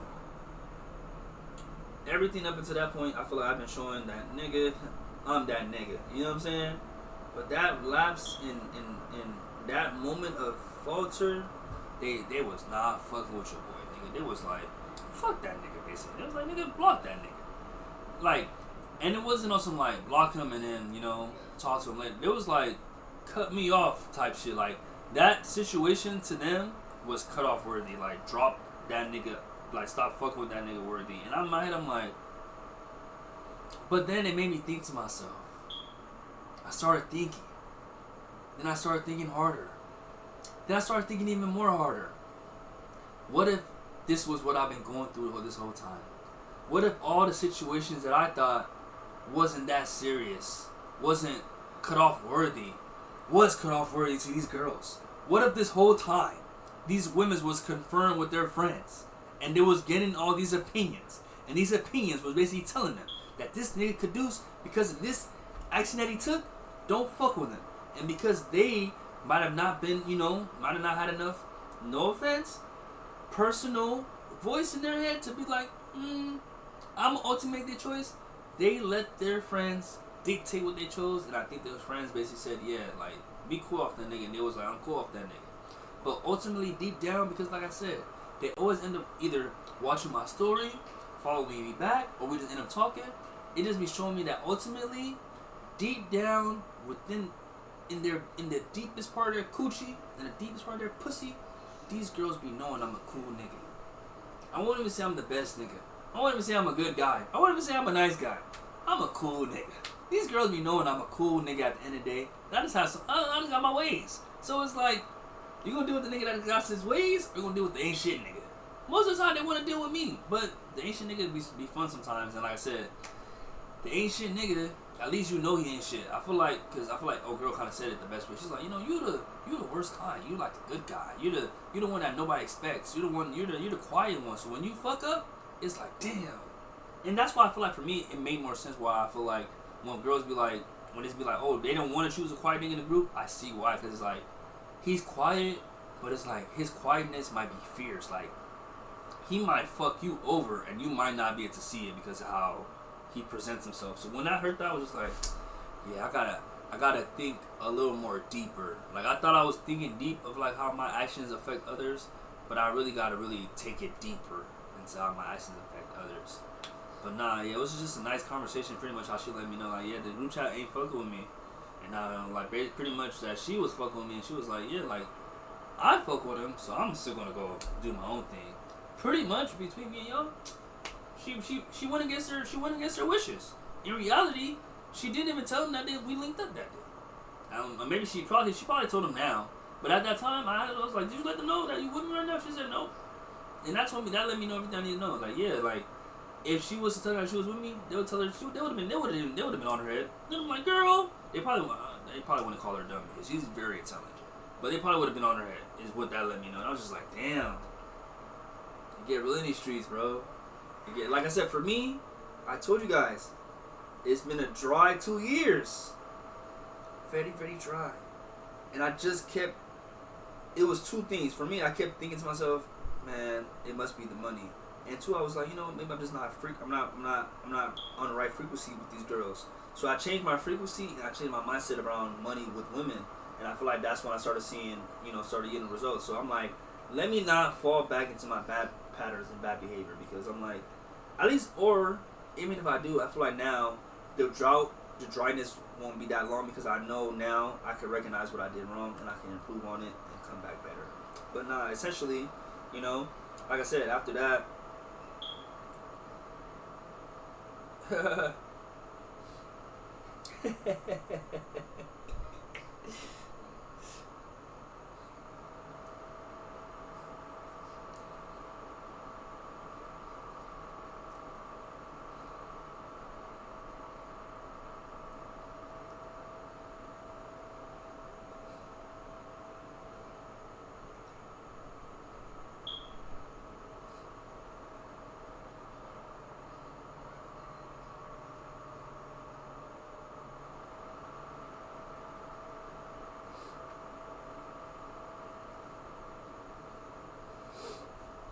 But nah, pretty much I feel like now that I'm in a more better space, if it was to go wrong, which I don't think is gonna go wrong, you know, I don't even, normally, you know, y'all know I be like, God forbid, but it's not one of those things where I feel like, oh, I gotta be like, God forbid. I know as long as I do what I need to do, then whatever happens the way it meant to happen. So yeah, God forbid, God forbid, God forbid, God forbid. But pretty much I was just like, man, I have more fault in my outcomes than I give myself credit for. And anytime I start thinking pessimistic, I would always change my mind because even before she had replied to me, I was already kind of like I said, I kind of was like, charge to the game. It is what it is. Like, it's over with. But then I was like, you know what, Caduce? That's the frequency that I feel like, because like I said, I feel like I learned recently that whatever frequency you put into the earth, that's why you get what you want. Like, people that, you know, we be like, why did the bad boys always get what they want? Why do they did it? Because they believe in themselves 100% all the time. When it comes to my craft, like as far as me making music, I feel like that's one thing I feel like I have no. Well, I'm gonna be honest. Let's be honest, Caduce. Let's be honest. I do doubt myself, but I'm very confident in myself in the same breath, you know. But there's certain things that I know in my life that I'm like, I don't even question. You know what I'm saying? And like I know because I don't question it, the frequency that I put into the earth reflects on that. For some reason, not for some reason, based on my experiences, I've been putting confusion frequency into the air with women. So I'm like, now I need to start putting more confident energy with women, so that way the universe responds back the way I want to. So once I started thinking like that, and I started being at peace, and I started like accepting what it was, I feel like that's where I got the result that I wanted, which was really just a result. It wasn't the result I wanted. It wasn't the result that I was going to do. It was just what happened. But in my head, it's like, this is the energy that I was putting out, so that's the energy I was getting back. You feel me? So once I did that, pulled up on her, we had that conversation where she basically told me I was in a doghouse, but, you know, she pretty much like snuck the key back and let me out.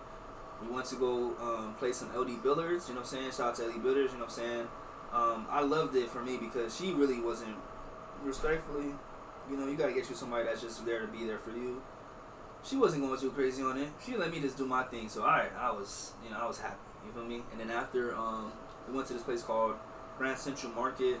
I tried this place called Villa Tacos. Tried this place called something Empanadas. Fire chicken empanada. Semi-fire Philly cheesesteak empanada. Villa's Tacos, fire blue corn taco shells. Bro, 10 out of 10. No complaints. I just wish I could have tried the asada. All they had was chicken and pork. And now you know me, I don't eat pork, so I had to try chicken. Straight chicken. I should have went asada, but they didn't have asada. So we got that, and then they also had For the Win, and I already told her, I said, For the Win got the best smash burger, so she decided, hey, I'm going to get me a smash burger real quick. So what, you know what I'm saying, what was only going to be just an LD Billards night, ended up turning into a nice night out of LD Billards plus food, you feel me? So it was kind of worked out in a sense that we didn't go out the night before because, like I said, it would have just been more focused on one thing, but, you know, everything happens for a reason, so we ended up going to LD Billards, then went to Grand Central Market, and in my head I was like, you know what, we really gotta end the party right here. Like, why don't we just go play some Nintendo Switch? You know, and just basically was like, let's go play some Nintendo Switch, and we did that. So then we ended up there, and, you know what I'm saying, we ended up playing, or honestly speaking, I ended up just playing and just narrating the whole thing, and she was just enjoying every moment of it, and, you know, that was my Sunday. So yeah, great fucking Sunday. So now Monday, if you guys know, Sundays is supposed to be where I start my week. I didn't get to start my week because, technically speaking, I worked that day, or I was supposed to, so I knew I was gonna start my day on the off day, which was Monday. So I pretty much was like not really tripping. But the night I had, I basically was like continuing it into Monday. So the Monday morning kind of was basically a little bit of Sunday night. So once I got caught up to Monday, I'm gonna just keep it like that, I ended up starting my day. So I started my day, you know what I'm saying, was just chilling for real. And then after I did my prayer, showered, you know what I'm saying, basically, like I said, got to Monday, made sure I did my laundry. It was leg day, but because of the time that I'm starting this gym or starting this workout, I knew going to Planet Fitness was out the picture, and Rogers Park with the homies was like a little late because, like I said, it's Monday. it's upper body day for the homies. I want it to be leg day for me because I'm not playing with these legs no more. So I pretty much looked up the workout that I was going to do. I seen that the workout didn't require any weights or any real like nothing. So I was like, you know what? Let's just do it in the backyard. So as I'm doing the laundry, I'm doing my leg day, which is 6 reps, 10 sets, 10 reps, 6 sets of each workout. Jumping lunges, jumping squats, regular lunges, regular squats, step ups, medicine ball pulse, and then kettlebell swings. 7 workouts, 10 reps, 6 sets each. Nigga, that shit was hard. I'm not even gonna sit here and say, oh, that shit was easy. It wasn't hard. That was a difficult workout. Finished it, and I said, you know what, this week, I'm not gonna be able to go to run on Tuesday. I'm not gonna be able to run on Thursday. So I gotta still build on. For me, I still gotta do my run. So I decided, man, I just did a leg day, right? You would think, you know what, because you normally run at 7 o'clock with the run club, just run later. But for me, if I don't have to run later, I'm not gonna run later. And if I don't have to do anything productive later, I'm gonna LARP later. By LARP, basically be on GTA, relax, do some chill shit. Because for me, I could be productive 100% of the day, but I always like to at least give myself 10% to just turn my brain off. Like I said, I don't want to have to have my starting gun on all day. You feel me? So I want to have some times where I can turn it off. So I always like to, if I know I want to have my starting gun off on a day, I'll purposely do all my missions early, so that way I could just chill and not have to, be on guard the rest of the day. So I knew that I wanted to have my Monday be a day where I didn't have to be on guard. So I said, you know what, fuck it. I would have did 6 miles on Tuesday. Let's do 4 miles today because it's the beginning of the week. You know what I'm saying? And it's a late day. Let's not go too crazy. And plus, like I said, I really didn't want to run for real. I really didn't want to run. I really just wanted to just start my gaming. But I was like, you know what? No. Let's go work out and do some cardio because your cardio week is going to be affected. True story. So I ended up doing 4 miles around the hood. You know what I'm saying? What you call it? I didn't even need to buy no food. Usually I always buy food. Well, not usually, but for me, I try my best to do lunch all the days I go to work. And then if I do want to buy food on the off days or movie night, you know what I'm saying? So it was my off day. I could have got some food, but I was like, you know what? I have enough leftovers. I have enough from my court cafe. And then when I left work, I just decided to get some Five Guys because if you know anything about drinking, you're supposed to eat something greasy, salty, pretty much the worst thing ever to like help it or combat it. I don't know how it works, but I feel like based on my physical experiences, there's definitely some truth to that. You know what I'm saying? So I pretty much was like, okay, bet, got that, and then I ate it. Pretty much on this Monday, did my 4-mile run, ate my court cafe, and I ate my burger, and then did my laundry. Basically folded my clothes, and then, like I said, I started feeling myself, thought I could, incorporate some Terramana. I'm off today, I'm not going nowhere, bad choice as usual. The Terramana started affecting me, you know what I'm saying, and then I just basically played the game with the homies before I took a nap, woke up my nap, and then I played some more GTA, because this Monday was the pre-day to the new GTA update, which was going to come out on the Tuesday, which I was basically staying up for. And then I thought it was going to come out at 12 o'clock like they normally do. The update came at 3 a.m. So whereas I should have got off at 12, I ended up staying on the game till like 3 with Honcho and 8-3. We pretty much in JD, and we was just like making money and shit. So that's pretty much what I was doing with my night. Then on Tuesday, I'm so sorry guys, I hate when I do that. On Tuesday, on this Happy Blessed and Taco Tuesday, I woke up done for because I spent the early morning playing GTA update, so nothing crazy, but I haven't really explored it. But I decided to start my day at 10 o'clock because I was like, you know what, that will give me enough time to sleep in and get enough ready time for work, because I was doing a 12 to 9. Started with my usual morning routine, prayer, affirmations, then I did my TikTok, and then I ensured my Twitch videos were made to YouTube, because when I was supposed to do it on Monday, I was off the liquor and I did it lazy, so I didn't like take my time to do it. So pretty much, make sure that they got transferred to my YouTube good, and once I made sure that it was good, I made my lunch for work, and I headed out from work, did a 12:30 to 9, made it on time, but I clocked in late because the system was down. But then I, pretty much was like, it's Tuesday. I haven't seen a movie. I want to talk about a movie on today's episode. Let's go see Evil Dead Burn. So I did a movie reservation for 9:15 at Century City for Evil Dead Burn. So after work, I went to La Esquina. It's Tuesday, so naturally, I gotta get my carne asada fries. I would have got them if I went to run, but because I'm not going to run, I end up going to just go see a movie. So I went to La Esquina, did my order pickup, and I am proud to say, I have finally became a regular. And it's so cool, and it's so cool, it's so trippy at the same time, because I remember I seen this video of this guy. He said he purposely was testing the theory out to become regular. He went into this place, Jersey Mike's, or this sandwich place, and he would purposely get the same sandwich until he went consistent enough till they'd seen him and said, the regular. So pretty much my recent, I guess you could say, attempt at that was like every Tuesday that I went to the run club, I would always go get some carne asada fries if it made sense, because at the end of the day, this is a $20 meal, you feel me? But generally speaking, I would just try my best to go every time I went to every Tuesday pretty much. But of course I was missing some Tuesdays. But these last 2 Tuesdays, I think I did go. And this last Tuesday that I went yesterday, or 2 days ago, because today is Thursday, I can officially say they recognized me, they remembered me, and they know me, because anytime I go there, they give you salsa. They give you just 2 packs of salsa, 2 Tupperware packets, or 2 little canisters of it. They know now, or I've always let it be known that I like extra of the salsas, because their salsas is so fire. It's like this guacamole salsa and this spicy salsa. So I just get 2 of each, just so it'll be 4 total. Now, when I went in there, I didn't even have to ask for it. She seen me, let me know your order's coming up, and was like, I could tell that like she may have not remembered, but she knew. She's like, this nigga in particular likes extra salsa, and she was already like trying to figure it out. She confirmed with me. She was like, is it this one or this one?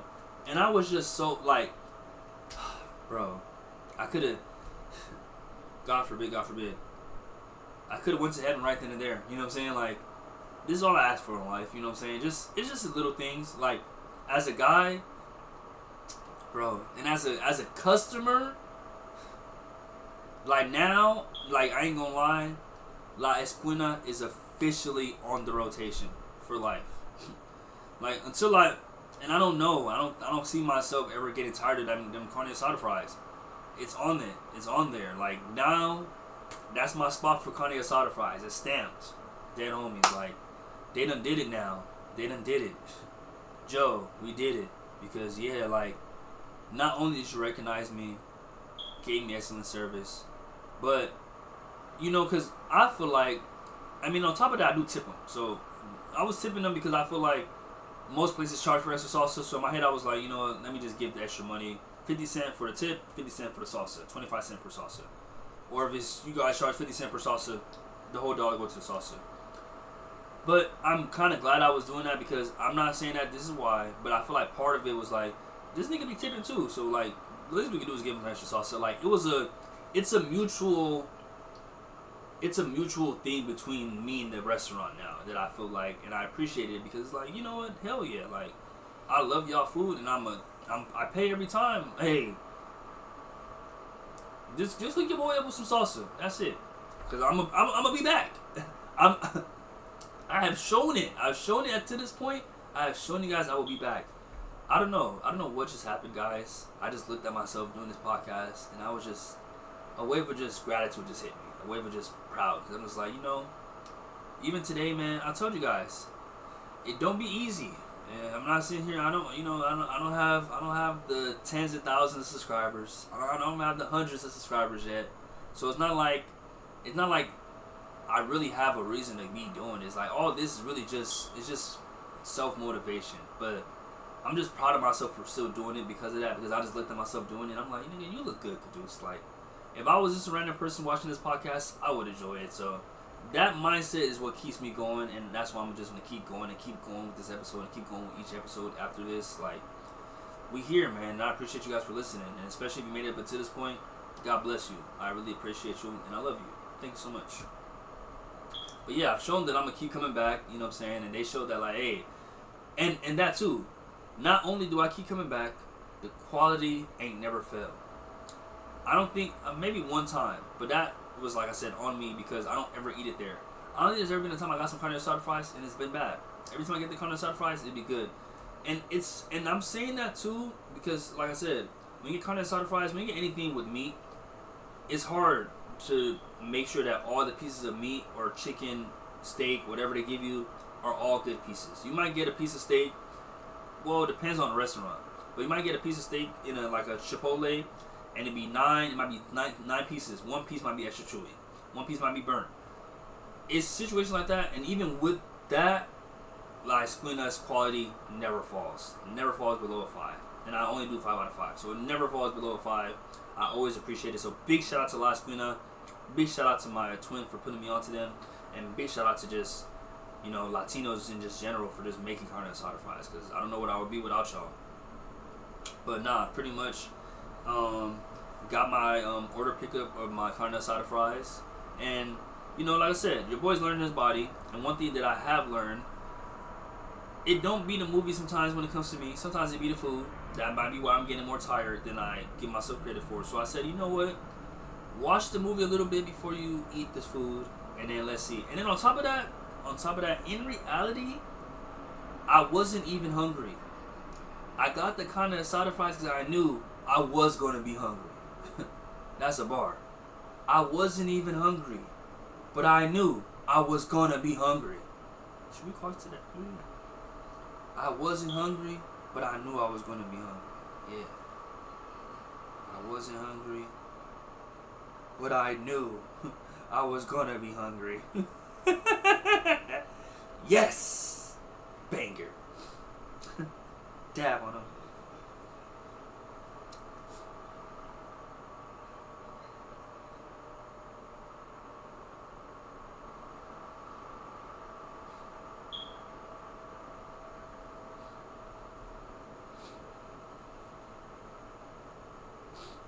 So yeah, after like I said, I just knew I was gonna be hungry later. So I said, you know what, Caduce, wouldn't you like to have some carne asada fries later on tonight, and maybe tomorrow morning?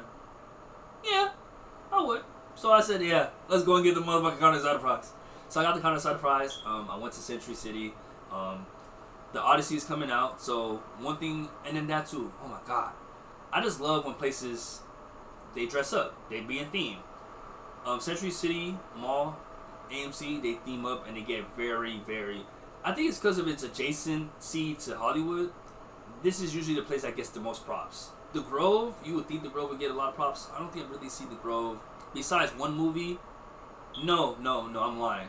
The Grove does also get a lot of props. So the Grove and Century City, if you're ever in LA, you want to see, and it's like, for example, a nice popular movie's coming out, the Grove and Century City, those are the places that will be in theme with the movie.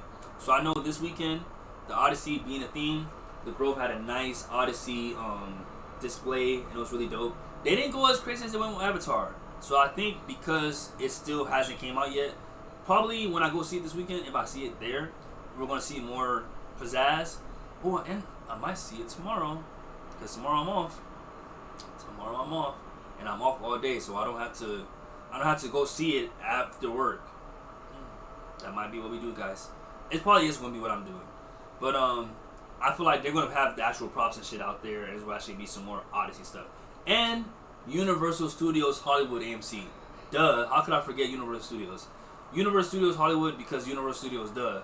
They literally had the battle bus. Like, they literally had the Fortnite battle bus. So, those are the top 3 places. Top, number 1, Universal Studios always does it up. They always dress up. They always be on theme. They always be on brand. I think, if I'm not mistaken, they have a horse, or I think they have a Trojan horse there. I might need to visit. I might do a Universal Day tomorrow. No, I'm not. I'm not going to do it. A Universal Day is a lot. And if I wasn't going out on Sunday, I would have did it. It's only because I'm going out on Sunday and I'm going to be busting on Sunday. Because when I go to Universal, I'll be busting at Universal. And if you guys paid attention earlier, I told you guys what busting means. So I'm not going to explain it here. But nah, pretty much, yeah. Those are the places that do it up. So it's going to be Universal Studios first, Century City second, and then the Grove third. And it could be, the Grove and Century City could be, tied for second. But the Century City be, like I said, be more on brand. So yeah, I seen that, and then I went in there, watched the movie, and it was Evil Dead Burn. Enjoyed it. We're gonna talk about it, you know what I'm saying? But it was cool. Left. I didn't landscape because I said, yeah, there's no point in landscaping. It's gonna make me even more sleepy for this drive. So I just drove home, and I made it home safely. And yeah, that was my Tuesday. No, I lied. I stopped because I needed to get some gas for my car. I got some gas at Arco. Shout out to Arco. And I got some gas from Arco, and then got 2 honey buns, and I came home. That's how I ended my night. So 12 out of 10 day, and that was my Tuesday. So then on Wednesday, because I forgot to put my Wednesday on here, because that was, yeah, I didn't forget to put my Wednesday. I just didn't get a chance. I didn't get to it. Wednesday, I don't think anything crazy happened on Wednesday. Day. Wednesday was just work. Yeah, I closed yesterday. Nothing crazy. What you call it? Middle of the week Wednesday. Woke up early enough to check out my paycheck because shout out to SoFi. I get paid 2 days early. And I told you guys I have been doing an installment plan with my credit cards to get them down to 0.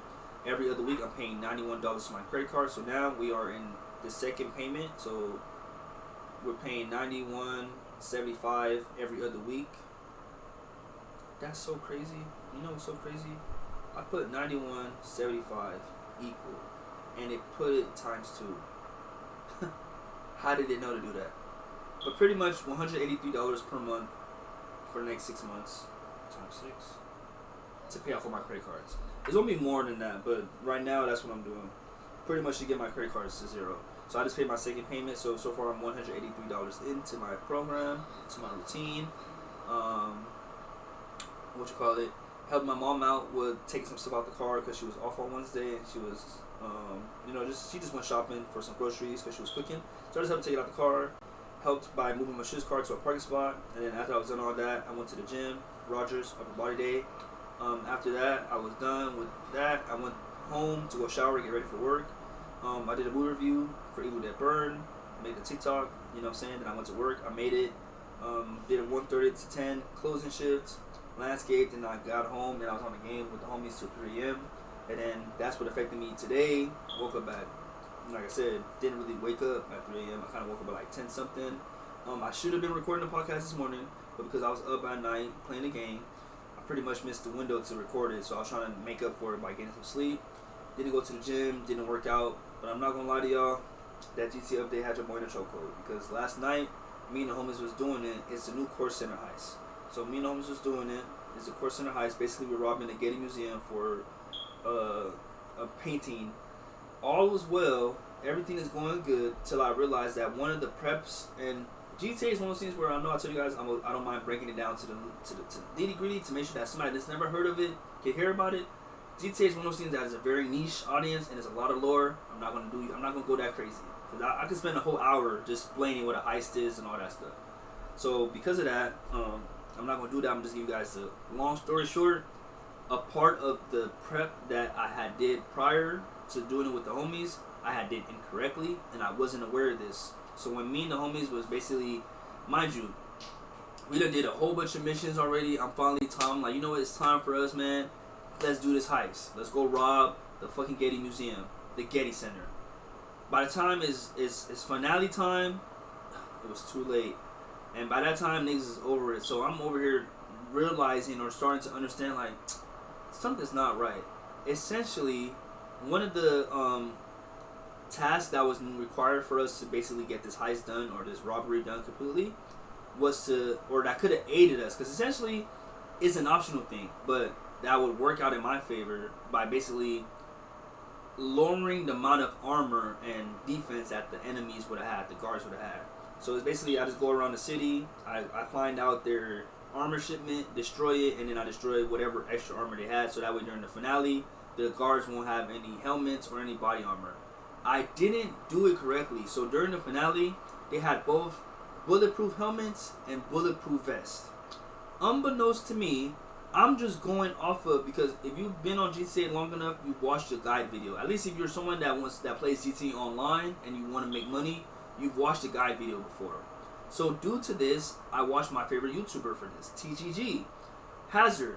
TTG had already did the steps correctly, but I didn't pay attention.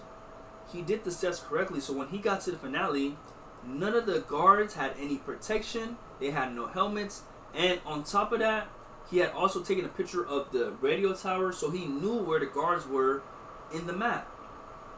This heist is different than any other heist in GTA before, because usually when you get caught, all the enemies just show up. But because I had fucked up on a prep mission, the enemies weren't showing up on my map, and I wasn't able to locate them. But I didn't notice at the time. So pretty much, I set me and the homies up for failure, and it's like 2 a.m. in the morning, and it was like, we done been doing all this work, this is the climax, and it's like, nigga, after all that, we can't even do it. So because of that, I took it upon myself to not allow my homies to deal with this fuck up with me, because I knew that with them, basically, I added them to it because I wanted them to make money and because I wanted to make the tape be bigger. I knew that the tape was going to be small because I knew that the current status of this heist was just low-key. It just wasn't compatible for the efficiency level needed for the amount of tape that I wanted to have. So because of that, I said, you know what? I'm going to take it upon myself. I'm going to do the heist solo, and I'm going to just try to just get it done, because originally the goal, I'm going to be honest, I was trying to just cancel it and restart it. And I was like, and that was really going to be a hard decision, because it's like, nigga, we done did all this prep and you want to reset it? Fuck. But allegedly, because it's my first, or apparently not allegedly, because I literally experienced it, because it's my first time doing the court center heist, you can't cancel it. But you have the ability to like join someone else's heist and complete like that. But I didn't have that ability because I didn't have nobody that was on finale, and I didn't feel like joining no randoms, because I know from what I just went with, if I join a random that hasn't had everything right, it's going to be a bad experience. So I decided, you know what, I'm going to do the heist myself, even if I fuck up, just to complete it, so that way I can have a clean slate to do it with the homies. Man, why I do that shit, and it literally, like, I get on the game, my nigga Devin happens to be on the game, he invites me to a party, shout out to my nigga Devin. We on the game, I'm playing, I'm doing it. Bro, I'm fucking up left and right, because I'm trying to be perfect. But I'm like, you know what, fuck it, I can't be perfect. Eventually, I finish it. I leave out of the heist with $2 million. In my head, all I'm thinking about is, I'm finna run it back with the homies, we finna get this money, I'm gonna be good. Then my nigga Devin reminds me of this new GTA update. Not only did they add a heist, but they effectively nerfed all of the other heists in the game, because now every week GTA only allows you to get a bonus, or basically a higher payout with the heist, the first time around. I guess GTA is now trying to encourage other mission playthroughs and other heist playthroughs, but in my head I feel like they could just go about it way better, way more efficiently. But essentially it seems like they're trying to encourage people to play other missions in the game, because now that I've done the course heist and I got the money that I got, I won't be able to get that same amount of money this week unless the other week. And that's where, for me, I feel like is where the only issue is. I don't mind this concept, I don't mind this idea, I just don't like the time limit. If it was per day, I would fuck with it. But to make someone have to wait a whole week, 7 days, is a little crazy, especially if that person's availability might not allow them to be able to play a whole bunch of different heists. I might only have time to grind out 10 KO Pericos. You know what I'm saying? Because like I said, for me, it's like, I want to make the most money in the least amount of time. I'm not trying to do a whole... Man, but that's what I'm saying. I guess that's the point of GTA. You're supposed to do a bunch of different stuff to get money. Because in reality, when I was between level 0 to 100, I was doing every and everything. So I guess that's the goal, is to get you to do every and everything again, you know? But I just feel like they would encourage that if they, one, gave me the ability to have NPCs help me with missions, and two, made it more lucrative or beneficial for people to work with you. Because in reality, you're really trying to encourage cooperation. Because if you guys wanted it to be a solo thing, or if you wasn't trying to encourage solo thing, I don't feel like they would do this, because I feel like this right here is encouraging more solo activity or more solo behavior. Because now it's in my head, I'm like, if that's the case, I might as well just keep it simple and just do whatever, just get on here, just do the heist and go about my day. If that's the case, because not like that. That's just weak to me. Like, you're telling me now because whatever GTA decided or whatever Rockstar decided, now if I want to do the curse heist 10 times, I'm not gonna get 2 million every time. Like, that's weak to me. But that's the current status of the GTA fucking market, I guess, you know, and that's what they wanted it to be. So I guess Rockstar, if you're happy, if that's what y'all wanted, that's what y'all got. You guys are happy, y'all won. So as far as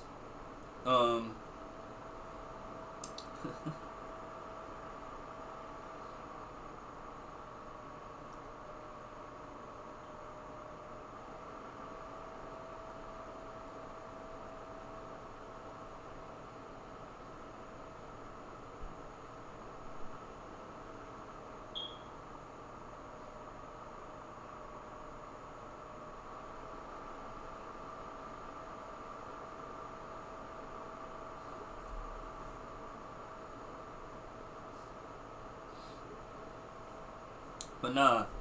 So as movie news, the movie that I recently seen this week, that I seen literally 2 days ago that I mentioned, was Evil Dead Burn. Overall, it is a horror movie because I literally said I'm gonna be saying what for my movie reviews. I want to be more cohesive on more. It's basically just more. What did it say? More structured. I just want to be more structured with it because I know I kind of freestyle a lot on here, but I feel like my movie reviews, especially for people that specifically come to my podcast for movie reviews, I want to be a little more structured. So, pretty much, the movie is Evil Dead Burn. It is a horror movie. It was directed by, because I had this information. Because I ain't gonna lie, definitely looked it up. You feel me? And we're probably gonna do it, like I said, it's not gonna be like this for every movie. It was Evil Dead Burn 2026. It is a supernatural horror, body horror, mystery thriller. It was directed by Sebastian Vanisek. Maybe I should be fucking with Rotten Tomatoes because I guess that's where all this information came from. It was released by Studio Noonline Cinema, Ghost House Pictures, and Screen Gems. Noonline Cinema and Screen Gems, those are some goated ass freaking studios, so I don't know why they release some shit like this. But it was distributed by Warner Brothers, and it was theatrically released on July 10th, and its runtime is 1 hour and 50 minutes. So, as far as its horror genre, I guess you could say, checklist components, it hit all the checkpoints. Scary, suspense, funny at parts where you don't want it to be funny, but it helps you with the comedy relief. Gory, bloody, and overall just a nice scary movie. It had all of that. When it came to what it did good, I feel like the pacing was really nice. I didn't feel like I was in there too long. I feel like I kind of could tell where the movie was kind of going to end. I could kind of tell where it started. Be honest too, I also got there late. You guys know me. I try my best to get there on time. I didn't take any notes about how the movie went. I kind of just am going off of just what I remember. Like I said, so I kind of missed the beginning of it. But from what I missed, it was just basically just a little bit of more world building, a little more background of like why what we're dealing with in the movie is what we're dealing with in the movie. So then, so yeah, like I said, gore wise, scary wise, man, and I know it's a good movie because literally, like I said, I walked in on a part where some kills had already happened, and like this guy's body was like in the dirt or like in some mud, and his skin was like, it looked like some chocolate for real. I think like that's the best way to put it. But she stepped on his skin and on his hand, and his hand literally broke off, and like you could see like it basically turned to Play-Doh, and it's just the idea of just like someone's human body being so soft to where you could step on it and it be that let me know like what type of movie it was. And from then on, the movie was going so good. So after that, we're pretty much seeing the main villain, and we see that she comes to the main road. She stands there for a couple hours, and then she comes out to the main road and she gets ran over. The person that runs her over, we're not privy to just yet. Then we reverse back to who it is, and we end up finding out that is this character. Is this guy, he has a girlfriend, he owns a restaurant, he's with his homie and his girlfriend. They're at the club, they're celebrating his homie's birthday. It's not his homie. They're actually brothers. But I didn't know this because I got there late. He's at this club. It's his club. He's celebrating with his homie. So basically, the girls are strangers. The boys are brothers. The brother is kind of telling his girlfriend, the owner of the restaurant is telling his girlfriend, hey, you know, because the girlfriend, she's like, oh my gosh, y'all. Dang, I'm cooking right now. I do not feel like stopping right now. But I do need to use the restroom. So we're going to pause right here. We're going to pause right here. I'm going to mute it. Sorry, guys. Your boy had to use the restroom. Whoa, whoa, whoa. Hello? Okay, let's not play like we do left the headphones.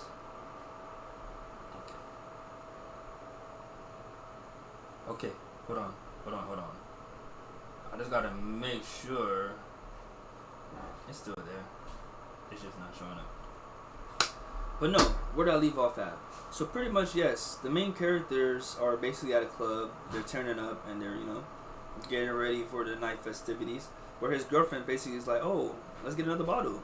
And this is kind of where you kind of see the dynamic of the relationship. Because he's like, no, we don't need no more fucking bottles, babe. You already been drinking too much. And at first, I was with them. Because in my head, I'm like, you know, yeah, you know, as a nigga that gets too much liquor too. You know, don't, if you know me, don't let me get another bottle then. But I guess because she's like, we own the club and like it's your brother's birthday, like why would we not turn up? It starts a little petty argument, and you can see very early on that they had a little bit of issues with their relationship. You know what I'm saying? And pretty much the brother and his girlfriend, because what they're seeing them doing, she pretty much is like, promise you will never get married. And it sucks because at first I thought she was wrong for that, but looking back, all good Joes contain true shit. She meant that shit. She knew the type of nigga she had. Essentially, her nigga's a bitch. Straight like that. Because after this part, basically what happens is the couple get into an argument. The guy has been drinking, so it is basically one thing leads to another. I'm so sorry, guys. I don't know why I do that. Like, that's gonna help to get the air out of my body. I gotta just breathe. I'm so sorry, chest. But essentially, he ends up driving the car when he shouldn't, and the person that we seen running over the girl that I said is the main character or the main villain, it was the main character's boyfriend or husband that ran over the girl. So now we see what led up to him running her over, and we pretty much see that, like, because of that situation, naturally now she feels bad. She feels shitty. She feels like, oh, I should have stopped him. I should have did this.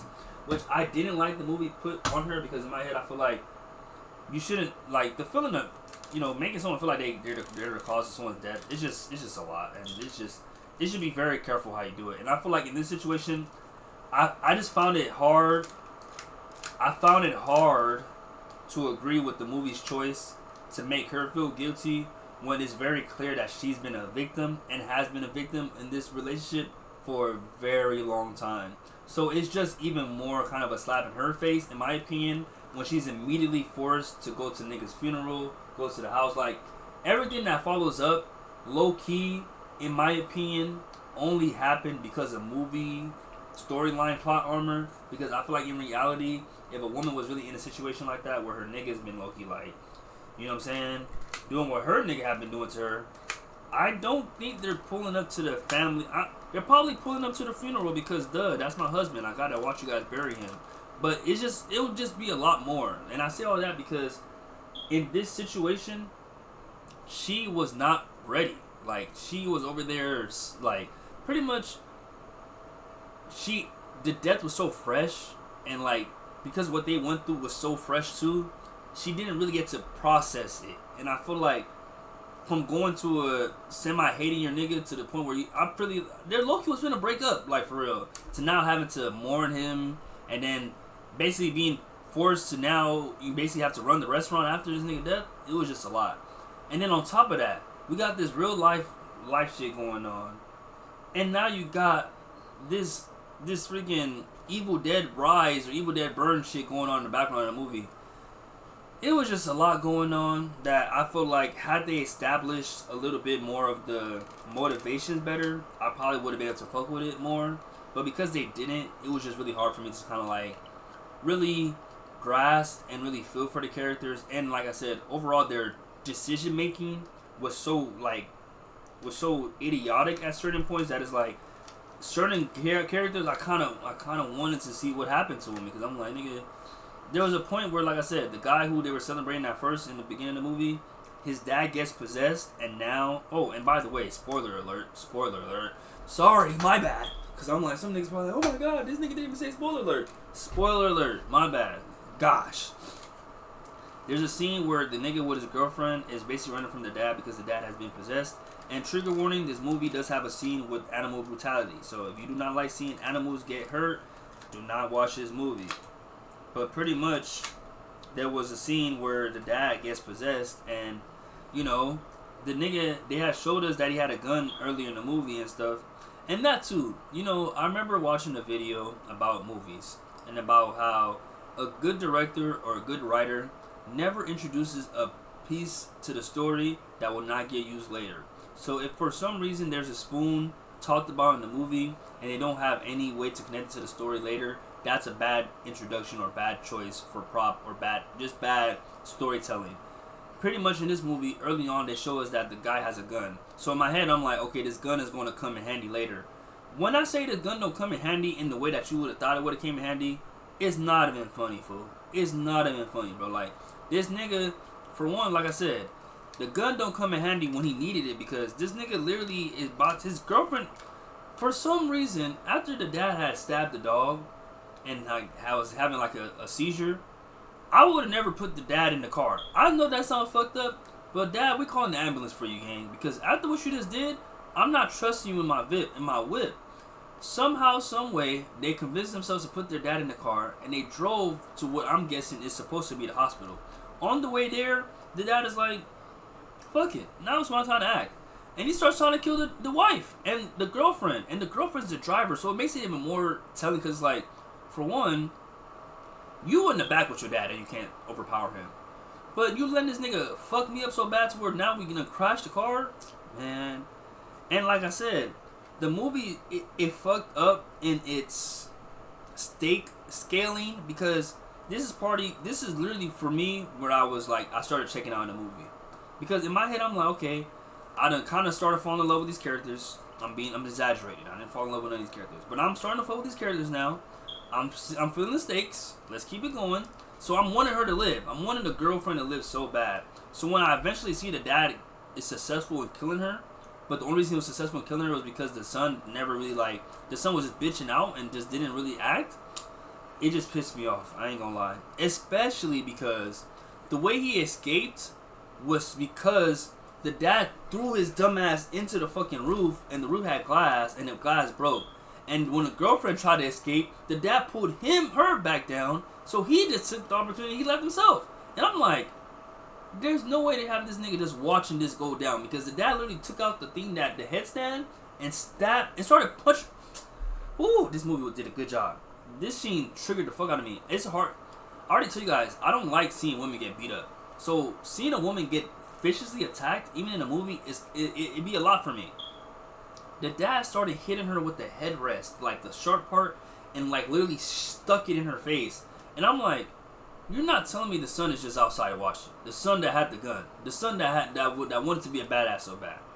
And I guess it plays a part because early in the movie when they introduced the gun, the girlfriend's friend was like, of the basically the wife of the deceased husband was like, why does he have a gun?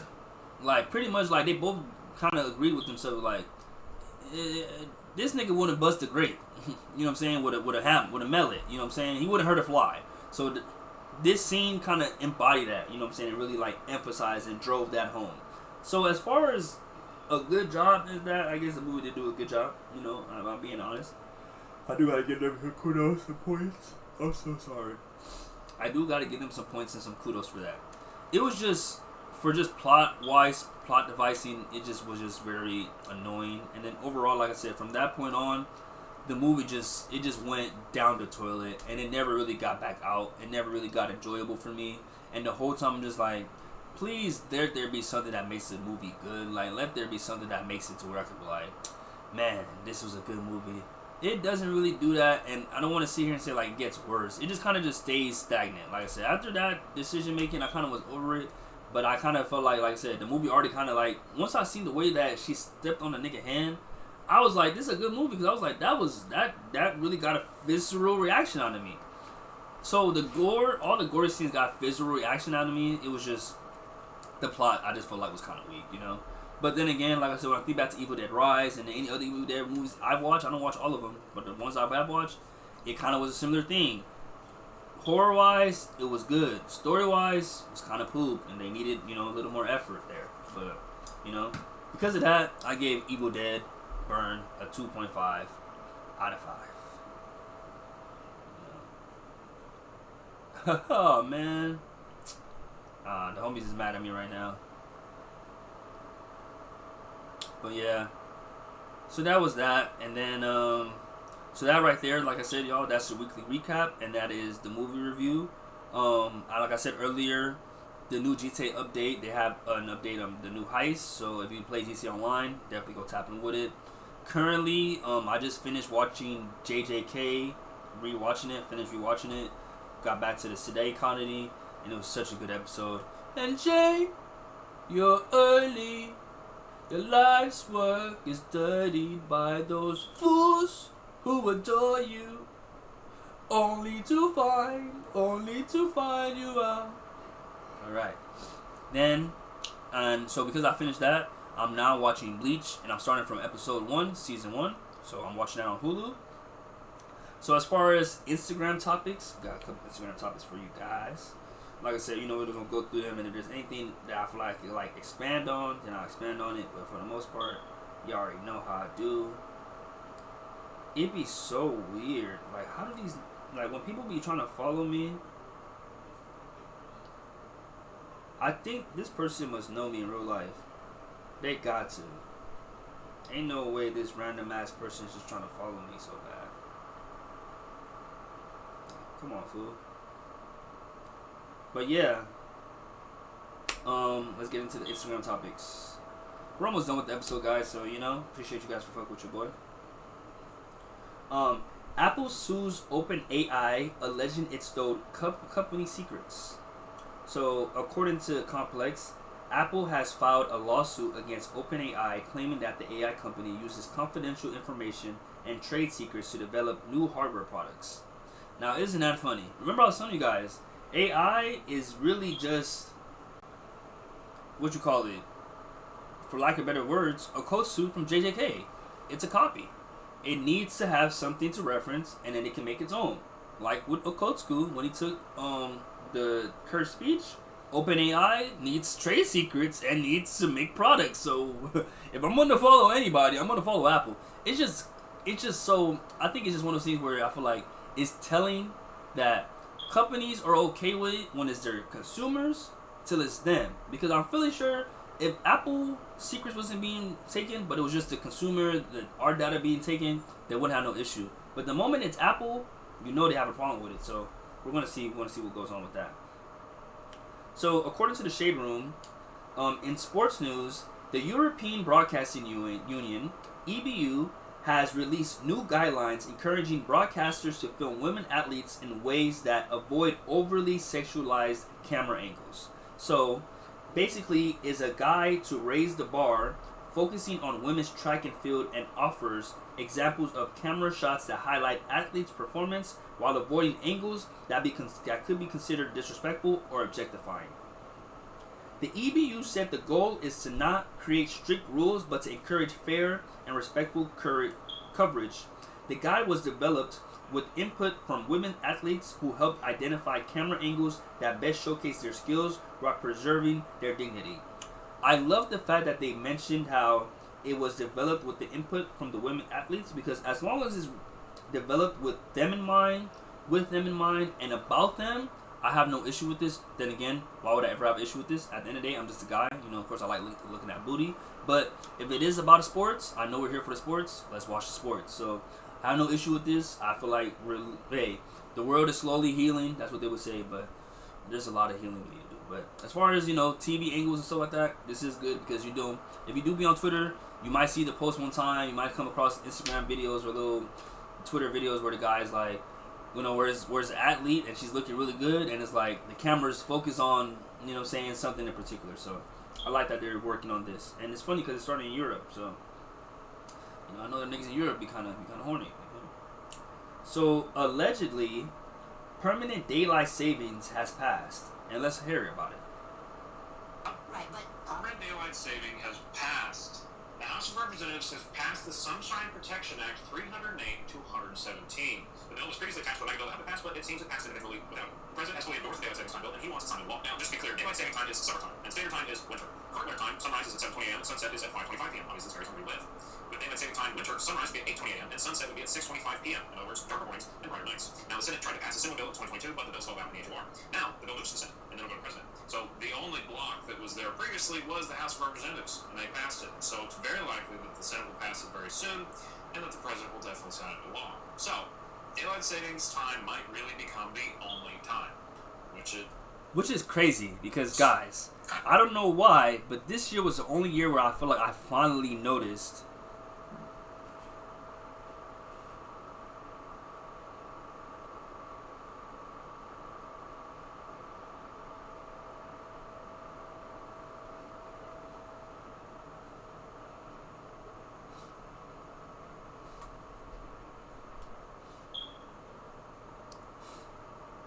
So yeah, I thought that was interesting because I feel like I don't really know too much about daylight savings, but I guess if it's good for America, it's good for me.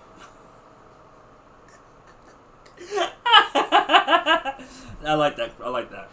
But in movie news, Avatar: Aang: The Last Airbender will now release in theaters July 24th. So Avatar: Aang: The Last Airbender will now release in select theaters in the U.S. for 1 week starting July 24th.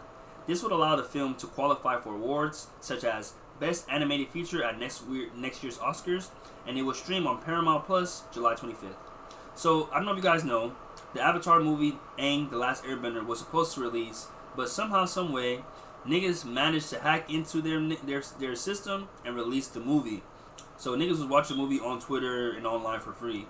But I guess they decided, you know what, we should still release it, you know what I'm saying? And they're going to release it July 24th. I just find it funny because I'm like, at least acknowledge, you feel me, the fact that it got released earlier a little bit. I don't know. I feel like as a company, I would be like, hey guys, we know you guys might have seen it already, but please, like, let niggas know to come and support. Like, I feel like, yeah, like, tell people to support. So in Mary Jane news, new research suggests cannabis addiction and depression may literally fuel each other. A major new analysis combined dozens of studies and more than 3 million people to ask a simple question: how often do cannabis addiction and depression show up in the same person? The answer was striking. The two overlap far more than chance would predict, and the connection runs in both directions. It's not just that heavy cannabis use is linked to depression.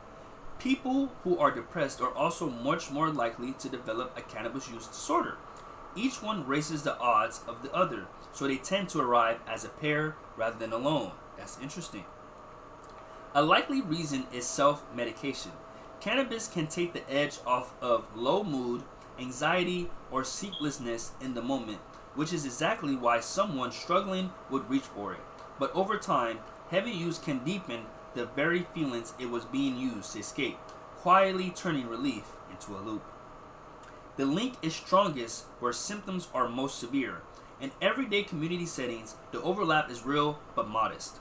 Among people already in treatment for their mental health, it climbs sharply.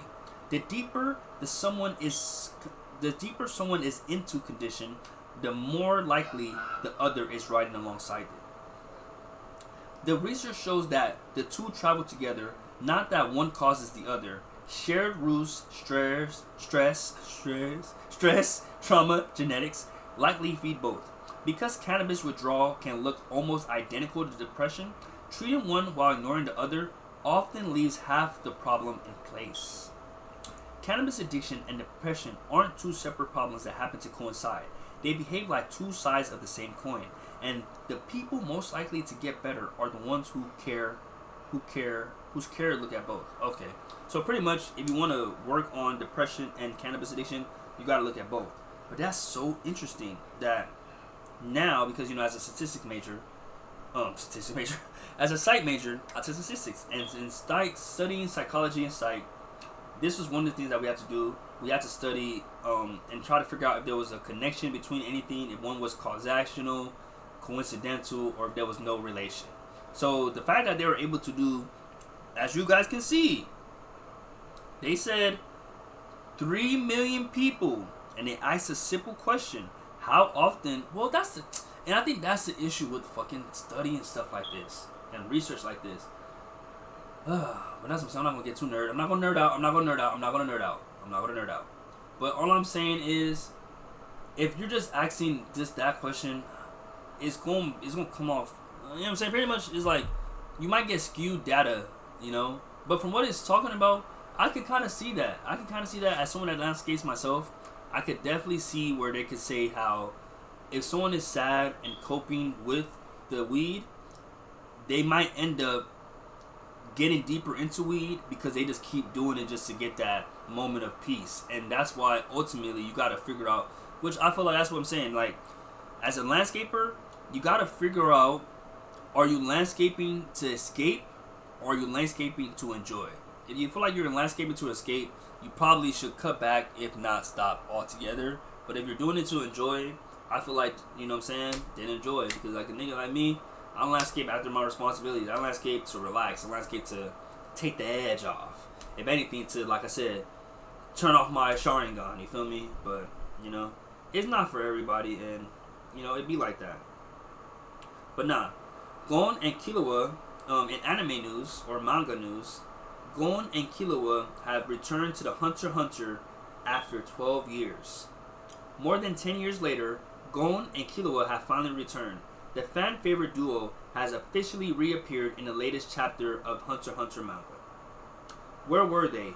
The series shifted its focus to Kurapika and the secession contest arc, while creator Togashi's health issues led to the manga's slower release. So it seems that the creator Togashi had health issues, so that led to slower release. But I'm guessing he must be feeling better now, or they have decided to probably just go a different direction with what he has going, which I'm very happy for, because as someone that loves Hunter x Hunter and just loves anime in general, I always feel like that was one of the shows that just felt a little flat, like they never really wrapped it up. So it's nice that instead of them trying to like get to the end of it, it's looking like they're about to continue it.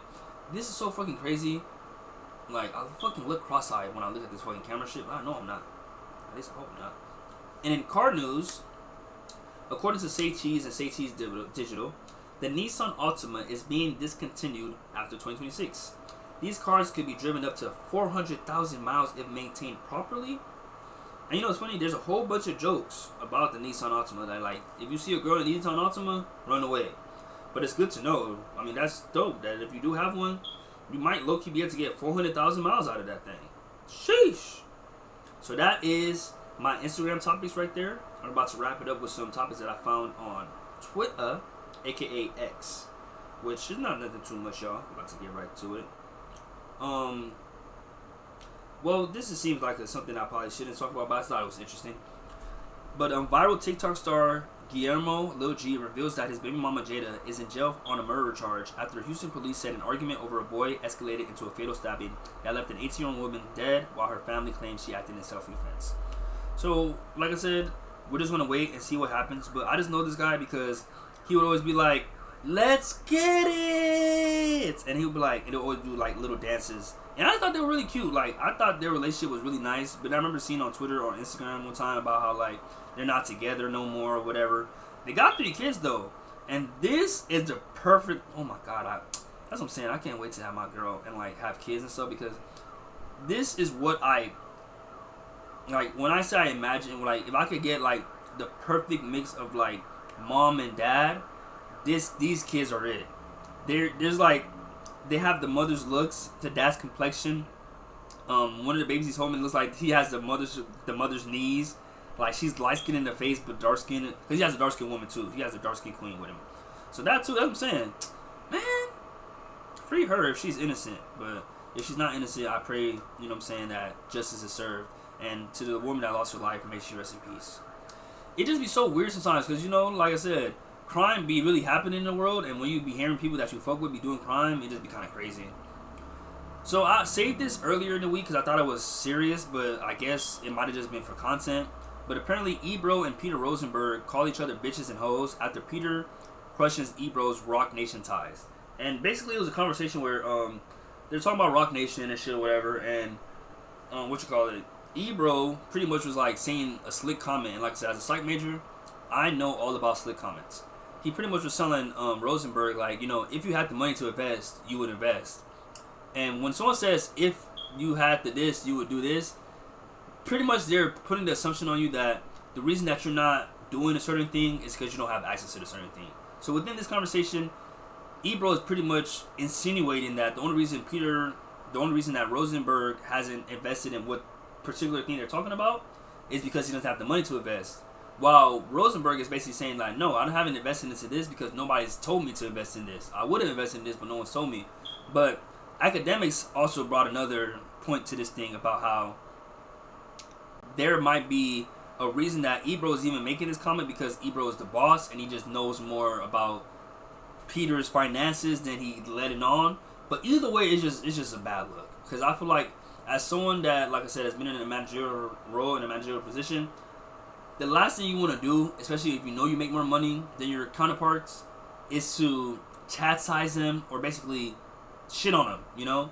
And I like how in this clip, even Rosenberg calls him out how, like, because I told you guys, Ebro, I feel like he's one of those niggas that knows what he be doing, but likes to play dumb or just likes to just see, let's see how people gonna react to it, and then that's gonna tell me or dictate how I should respond to their reaction. I be feeling like he know that niggas don't be fucking with him, or he be knowing that he be saying petty shit, slick shit, all the other stuff, and know people gonna be offended. But he's like a bully. He's like, if you don't say anything about it, if you don't react to it, I'm gonna just act like I didn't do it, you know? But clearly, Rosenberg was on that, peeped it, squashed that shit in the bud, and was like, nigga, you a bitch. And I would play it, but like I said, after them talking about it, it just seems like it might have just been a situation where, like I said, Ebro was just like, I know more than you, so I'm gonna just, you know, shit on you real quick. But I thought it was fucked up. Overall, I saved it because I just feel like, as a moment between coworkers and his homies, this is what I work so hard to just make sure that I just kind of just don't get too close with coworkers no more, because sometimes that personal life and that work life balance, you just kind of lose. You just lose the foot in between it, and it gets to situations like this where it's like you guys get too comfortable and you guys start saying shit like this, because that it was just crazy overall, man, just crazy. But in dating news, Hinge's founder has created an AI dating app that's straight out of Black Mirror. Quote, "There's no profiles or matches to swipe through. The AI decides who it thinks you will be compatible with." So if we ever want to see an AI, you know what I'm saying, promote race and whatever, this is a perfect app to see, because I want to see how it happens. I want to see what happens with this shit. It says that it's going to, you don't need no profiles, you don't need nothing. It's going to just pick them for you. I want to see how that goes. And then, this is all from Dextro. A class action lawsuit has been filed against YouTube over its ad-free subscription claims. Plaintiffs argue that YouTube Premium still shows ads because creators include sponsorship segments in their videos. Wow. That's how you know Americans will try to sue you for anything. They're saying that they're suing YouTube Premium because even though YouTube is blocking the YouTube ads, because the YouTuber, let's say for example me, would be like, oh, for example, this video is sponsored by Sprayground, because they still say that is technically not ad free. Are y'all dumb? Like my nigga be seeing on Instagram. Is you cool? Because there's no way that you're going to expect YouTube to put a block on a ad in the video. In the video that the person that's making the YouTube edited and put. Hey man, I want to see how this goes too. And then in delivery news, GameStop is now on Uber Eats, so you can get games delivered to your door like a burrito. You can even order consoles, controllers, and collectibles. Bro. First, when niggas was getting it. Do y'all think? Yo, I just came with the best scam idea. We could finesse Uber Eats, y'all, and we can run it up with Xboxes and PS5s. We could have them deliver the PS5 and then get it and then say we never got the PS5 and then get the money back. Cause that's all I see when I read this. You're telling me the niggas that I can't even trust this nigga to bring my McDonald's without eating my fries. You expect me to have him deliver a video game to me, and he's gonna go pick it up from GameStop? So there's a good chance he's gonna know what's in the package. There's a good chance he's gonna know what he's delivering. Man. Because the only thing I can assume as a consumer, America's just getting to the point where just like, look, we don't even want you guys to leave the house. Or if you guys want to leave the house, fuck it. We'll bring the shit to you. Uber Eats, GameStop, now you can order games on delivery. Which, in theory, is really dope. But I would much prefer it to be a GameStop employee. I would not want a random Uber Eats driver delivering a game to me. I would not want a random Uber Eats driver delivering my console to me. That is so sketchy. That is so risky. I feel like the chance of you, man, nigga, oh my, man, all three of these things, I can't wait to see how they play out. Especially the Uber Eats and GameStop shit. Cause what, nigga, I know damn well, nigga. I wish somebody, ooh, that's gonna be so bombity though. Nigga, what? I might start doing Uber Eats for fucking PS5s, nigga, and then start taking them shits. Dead homies. So, I just thought this was really dope, or I thought it was just a nice little interesting excerpt. But from Reddit, and this from the Stop TV on Twitter, from the Stop, Netflix is discovering people who watch podcasts on YouTube weren't actually sitting around watching them on YouTube, but were just using the YouTube app as a way to listen to them. I felt like this was so freaking telling about Netflix as a business, because I feel like, wasn't it obvious that like most adults don't really have time to fully watch things nowadays? And the fact that somebody might be watching a podcast on YouTube, the chance of them actually watching a podcast, like, come on guys, like, it's an audio thing. Like, we watching it and we're looking up every once in a while to see, like, okay, the person did something interesting. That's why for me, I like to try to, make it a little cool or whatever. But I know for the most part, y'all here for the listening. Y'all here for what y'all hear, you know what I'm saying? But I just thought that was really funny that, like, Netflix is just now discovering that, like, yeah, most people that listen to podcasts. Even if it's on YouTube, they're still just listening to the podcast. So, good luck, Netflix. You feel me? And in big boy news, the Art of Dialogue posted how Marlon Wayans says he hates when guys interrogate or question women about their body count, as he speaks on finding love and reveals he's looking for a woman who's had sex with at least 63 guys, which he calls a half a hoe. So, what the fuck? So, hold on. 63. What?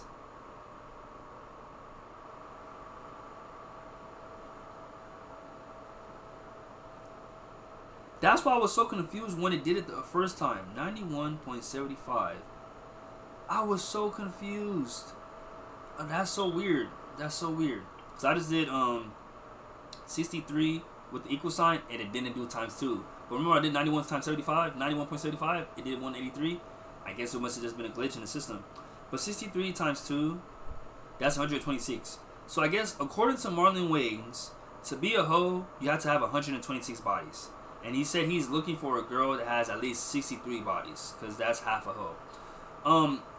That part aside, whatever. The first part, I kind of agree with him, though, in the sense of, like, I never understood, once I started fucking for real, I never understood the point of, like, chastising, interrogating, or even asking a girl how many bodies she has, because, for one, I don't really give a fuck.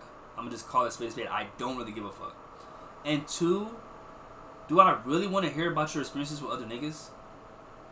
No. I just want to know that you could fuck me good. For real. Like, that's what I'm saying. I feel like niggas that want to hear that, it gotta be an insecurity thing. I don't know, because me personally, I don't, like, even when I was novice to this having sex game and wanted to have sex with girls, I never was like who you been with, how many guys you been with, like, tell me all about it. Like if it was ever like that, okay, who you been with, and don't tell me about it. Like, just tell me, like, have you been with guys before? Okay, that's it. That's all I need to know. I don't want to hear no details. Oh God, I don't want to hear no details, bro. But breaking news. Breaking news. Sunset Boulevard. Yeah, LA. Sunset Boulevard, Hollywood, is closed indefinitely in West Hollywood, West HO, WeHo, after a massive 100-year-old water main ruptured early Thursday morning, creating a large sinkhole directly under the traffic light at Sunset Boulevard and Holloway Drive. Now, a lot of congestion as far as me personally, I've watched a lot of movies. I watch a lot of movies. I watch a lot of stuff. Man, is that Damson Idris? Because I was like, wait a minute. Is this supposed to be like what? What is this? Black Panther? What is this? Is this a TV show? I thought so. So I thought that was Lil Nas X. I ain't gonna lie. Man, I thought that was fucking. But nah.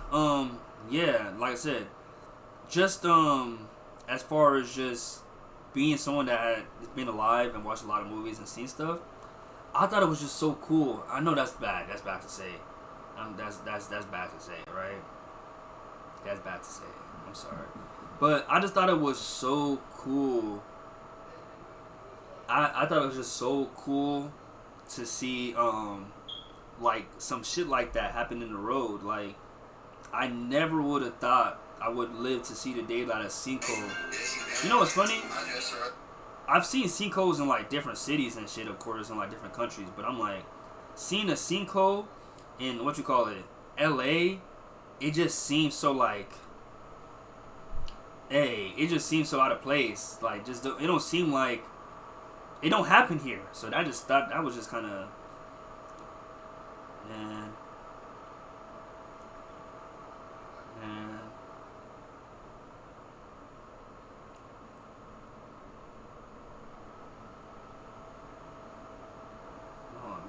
I hate when niggas, man, that's what I'm saying. But I can't say I hate it because I'm like, that's the game of Twitter. It's supposed to be funny. But no, you know, like I said, what the fuck? Yeah. So pretty much, yeah, I just thought that was really cool because I'm like, whoa, like a sinkhole in LA, and not only is it a sinkhole in LA, it's a sinkhole, what you call it, on Sunset Boulevard. Like, bro, a sinkhole on Sunset Boulevard, you know how much motion West Hollywood gets? Like, bro, that's so that's amazing. So I'm just like, hey y'all, let's see what happens. Let's see what happens in LA, you feel me, with what's going on with the sinkhole and stuff. So oh my, I was just about to say, I know you guys didn't give up the parking. I know you guys didn't give up the parking spot. Whew, okay. But yeah, you know. So with that being said, y'all, that right there, what the fuck is this? That right there is episode 54 of the Staydownla podcast. Good morning, good evening, good morning, good afternoon, good evening, and good night.